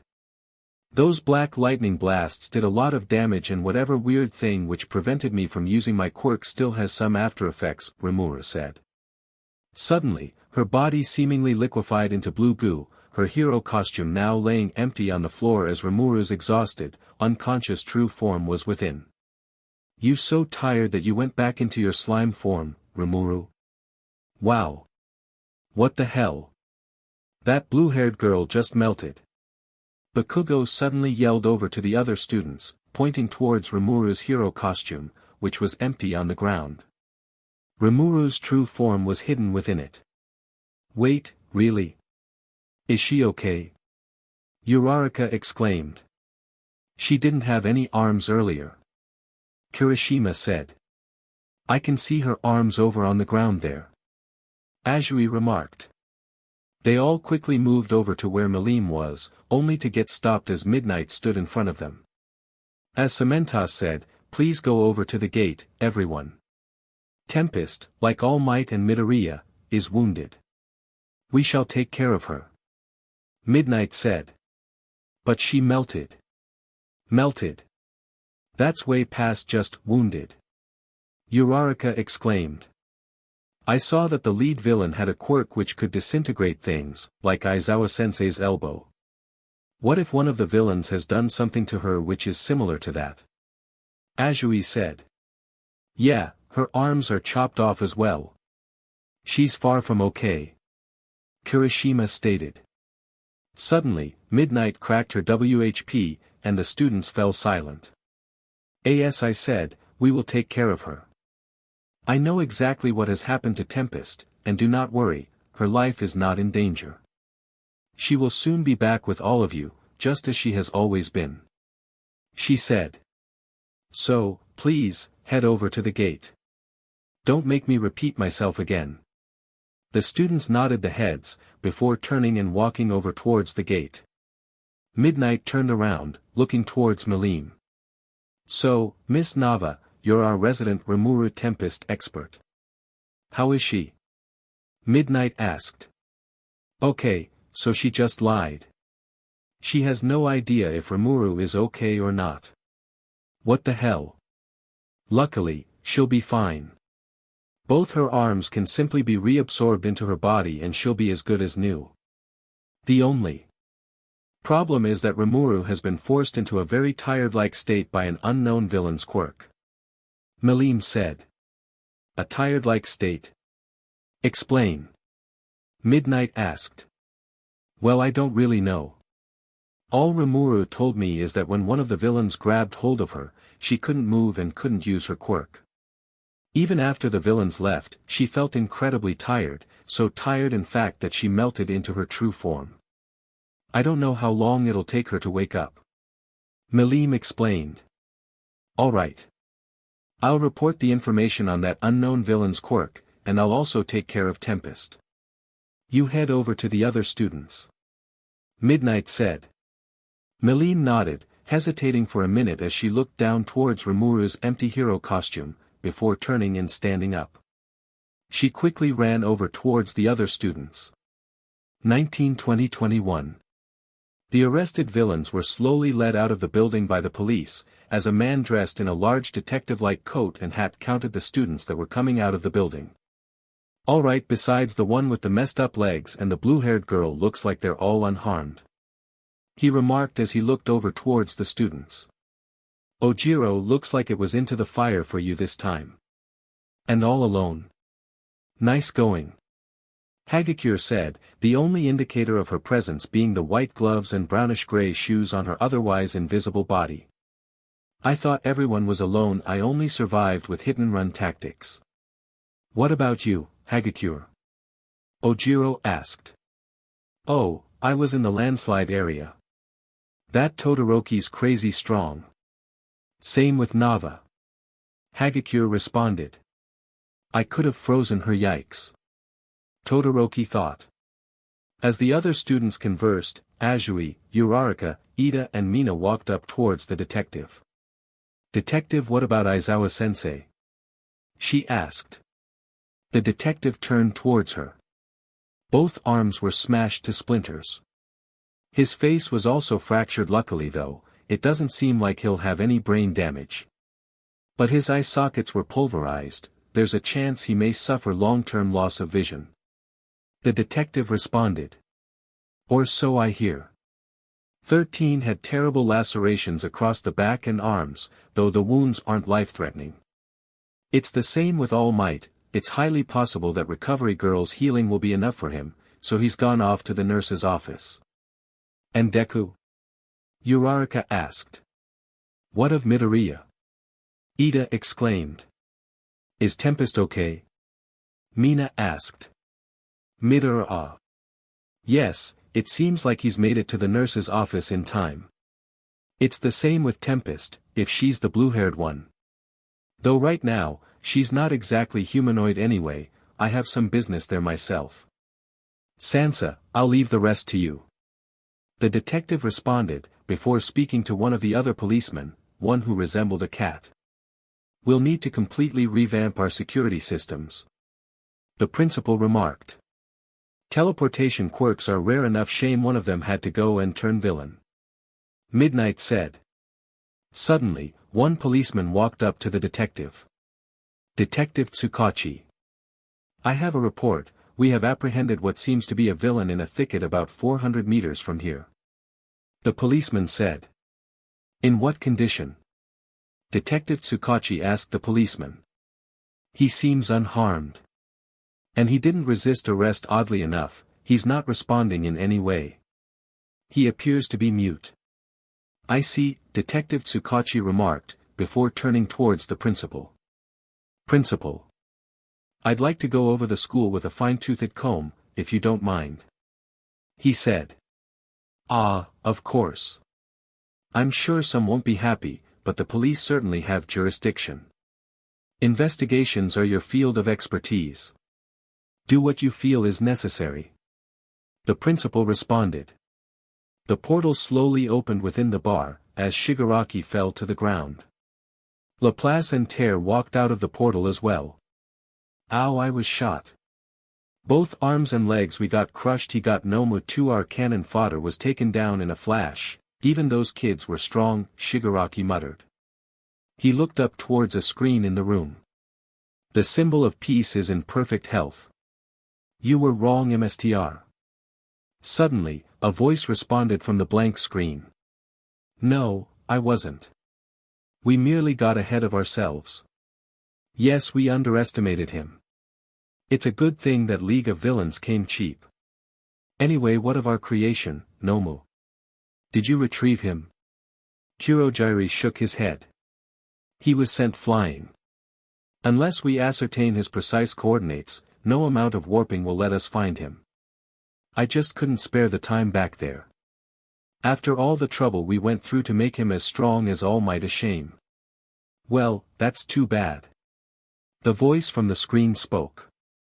Suddenly, a final person walked out of Kurogiri's portal, as it closed. It was a man with pale skin, long pointed ears and brown hair. He was wearing a black and light brown suit with black pants and a red bow tie, alongside a light brown hat and a beige plaid doctor's mask. He was holding a cane. Gelmud, you insisted on surveying the battle instead of taking part. What did you see? The voice from the screen asked the man with the plague doctor's mask. As Shigaraki stated, those children were rather strong. The normal villains we brought were nothing more than small obstacles. I witnessed 2 students separately take out over a dozen villains on their own. Gelmud answered. The only action I took was to nullify the quirk of the student Laplace attempted to capture. Unfortunately, that child was saved by UA's teachers. Laplace, why did you attempt to capture one of the students, instead of killing them? Laplace chuckled. Because her little quirk was very unique. Yes, I thought you may have found an interest in her, since it seemed she had multiple quirks. Oh. Multiple quirks. That is quite rare. If any of you ever have the chance to capture her again, please do so. And then, bring her to me. There is so much I would like to ask her. After all, a quirk like that is quite strong. Shigaraki looked up towards the screen. Strong, right? There was one kid who seemed as strong as All Might. Without that pest, we might have killed All Might, but that kid, that brat. Shigaraki exclaimed. No use crying over spilled milk. This endeavor was not a complete loss. Take all the time you need, find stronger troops. We can't move freely. That's why we need a symbol like you. Tamura Shigaraki. Next time, the world will know of the terror you represent. Her consciousness stirred. And she could slowly start to understand things again. Who is she? What is she? Why is she here? All of these questions were answered as she slowly became aware again. Rimuru slowly opened her eyes, and looked at what was around her. She was seemingly within some kind of hospital room, in a bed. Her hero costume was neatly folded up nearby, with her mask on top. She was in her humanoid form. What happened? I was on the ground, and Meline was there with me. I couldn't move. And then I fell unconscious. And now, I'm waking up here. Rimuru blinked as she noticed that Meline was also in the room, sitting in a chair and looking out the window. Meline turned, and her eyes widened as she saw Rimuru. Rimuru! You're awake! She exclaimed, standing up in joy. Milim. Where am I? Rimuru asked. You're in a hospital. You kinda fell unconscious, so at first we took you to the nurse's office, but you weren't waking up so we took you here instead. Milim responded. Rimuru tilted her head in confusion. I wasn't waking up. How long was I unconscious? She asked. Milim hesitated for a moment, before answering. A bit over 2 weeks. Rimuru's eyes widened. I missed over 2 weeks. I was unconscious for that long. What the hell did that villain's quirk do to me? Well, what did I miss? Rimuru asked hesitantly. Milim looked down towards the floor. The UA Sports Festival. I missed the UA Sports Festival. Rimuru exclaimed. Milim recoiled backwards. Why yeah. That festival has all the top heroes watching. They'd have been scouting and I missed my chance at being there. DMN whoever that villain was. It wasn't Laplace since his quirk was all about lightning, nor Tears since her quirk was a burst of speed, so whoever paralyzed me, nullified my quirk and forced me into a 2-week sleep. DMN it, they must have been hidden the whole time. Rimuru looked downwards. DMN it, I lost my chance of showing myself to the top heroes, she muttered in frustration. Well, at least you'll be able to catch up on the studies you missed. I'll help you with that. Milim said. Thanks, Milim. You're a lifesaver. Rimuru responded.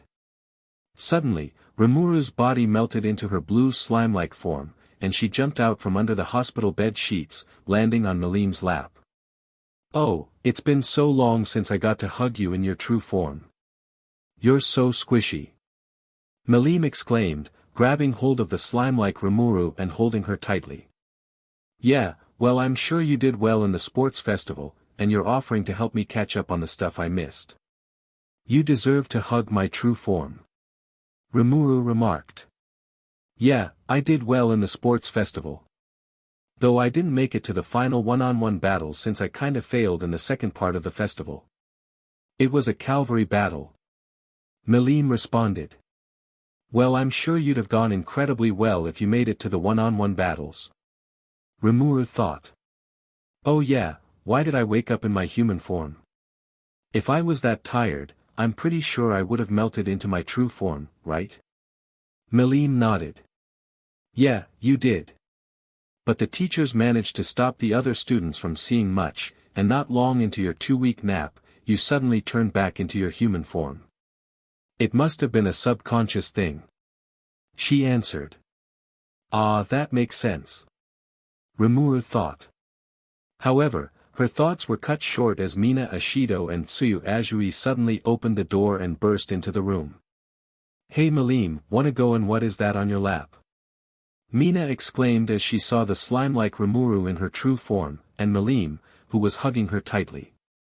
It's Rimuru. Milim responded cheerfully, without even a moment's hesitation. Arg, Milim, why are you the way you are? Mina tilted her head in confusion.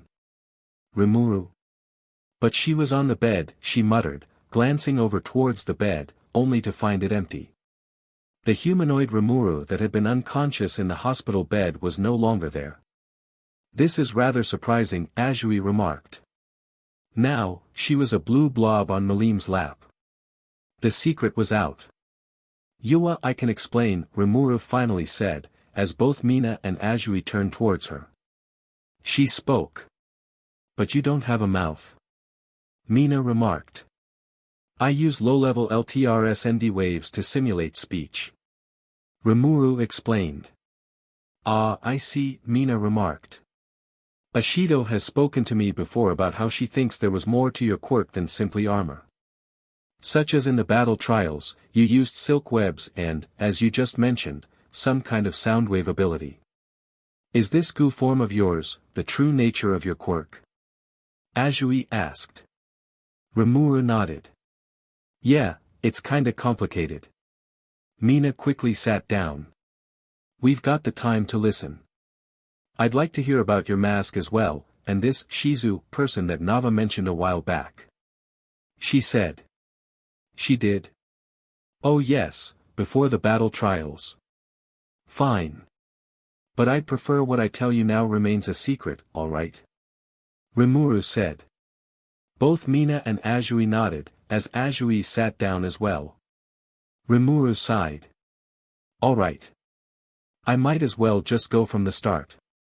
I was born into what could be considered a normal family, in this world of quirks and superheroes, I guess. I had a father, mother, and an older brother. My father is named Hakura Tempest, and his quirk is absorption. He can choose a part of his body to absorb energy with, and then re-emit it himself. He's also capable of applying this ability to a weapon, though he can only apply it to one thing at a time. He used to be a hero, though he retired a long while ago. My mother is named Fry Tempest. Her quirk is Harpy. Basically, she has the physical characteristics of a harpy, wings in place of arms and talons instead of feet. She's able to transform her wings into normal human arms, but she can't do the same for her feet though. She was a hero in the past as well. And my older brother, well, he's named Veldora Tempest. His quirk is Dragon. Can you guess what it does? While he usually has a normal human body, he can take on the characteristics of a dragon whenever he wishes. He can form wings, claws, breathe fire, you get the idea. If he's really in a pinch, he can actually take the form of a complete dragon instead of only partially transforming his limbs. Currently, he's a hero by the name of Draconic Hero, Storm. I'm sure you've heard of him. As for me, well, I had a normal childhood for my first 4 years of life. Making friends, wondering on what quirks we were going to get, exclaiming about how we were going to be heroes. But then, my 4th year of life came, and my quirk was far from anything I could have ever predicted. My body literally melted into blue goo. I didn't need to eat, drink or sleep, I couldn't feel pain, I had 360-degree vision, among other things. It was both a blessing and a curse. The true ability of my quirk is the ability of absorb targets into my body and either store or devour them. If I store them, they are kept within me and are unharmed. If I devour them, they are killed, and I gain whatever powers they had, alongside the ability to mimic their appearance or form. In truth, this quirk is extremely powerful if used correctly. Imagine the strength I could possess if I devoured people and animals left and right, gaining their quirks and abilities. Though, I'm sure you all understand that there's laws in this world, and that rampant murder would only make me a villain. So I can't exactly do that. Regardless, it was an interesting quirk. But since I no longer possessed a human form, do you think the young and single-minded students in my classes would see me as human? Answer: they didn't. Half of my class ignored my existence, and the other half ridiculed me. It wasn't just the students, either. While the teachers never ignored nor mocked me, they were uneasy in my presence. With them, it might have been because many villains have non-humanoid mutant quirks. For example, the villain in that sludge incident a while back. So, I can't blame them that much. But, still. The way I was treated back then was one of the reasons why I wanted to keep my true non-humanoid form a secret from the other Class 1A students. I want people to judge me for who I am, not what I am. Back then, Meline was one of the only people to remain my friend, to be honest she didn't hesitate. But besides her, I didn't really have many other people. However, that changed one day, when I met a girl by the name of Shizue Izawa. So alright folks, that's all for today. Stay tuned for more crossovers. Do subscribe, like and share for more such videos. Also check out the story and author SilverHades on FANFICTIONnet. Press the bell icon to be notified first on release. See you in the next video. Till then, goodbye.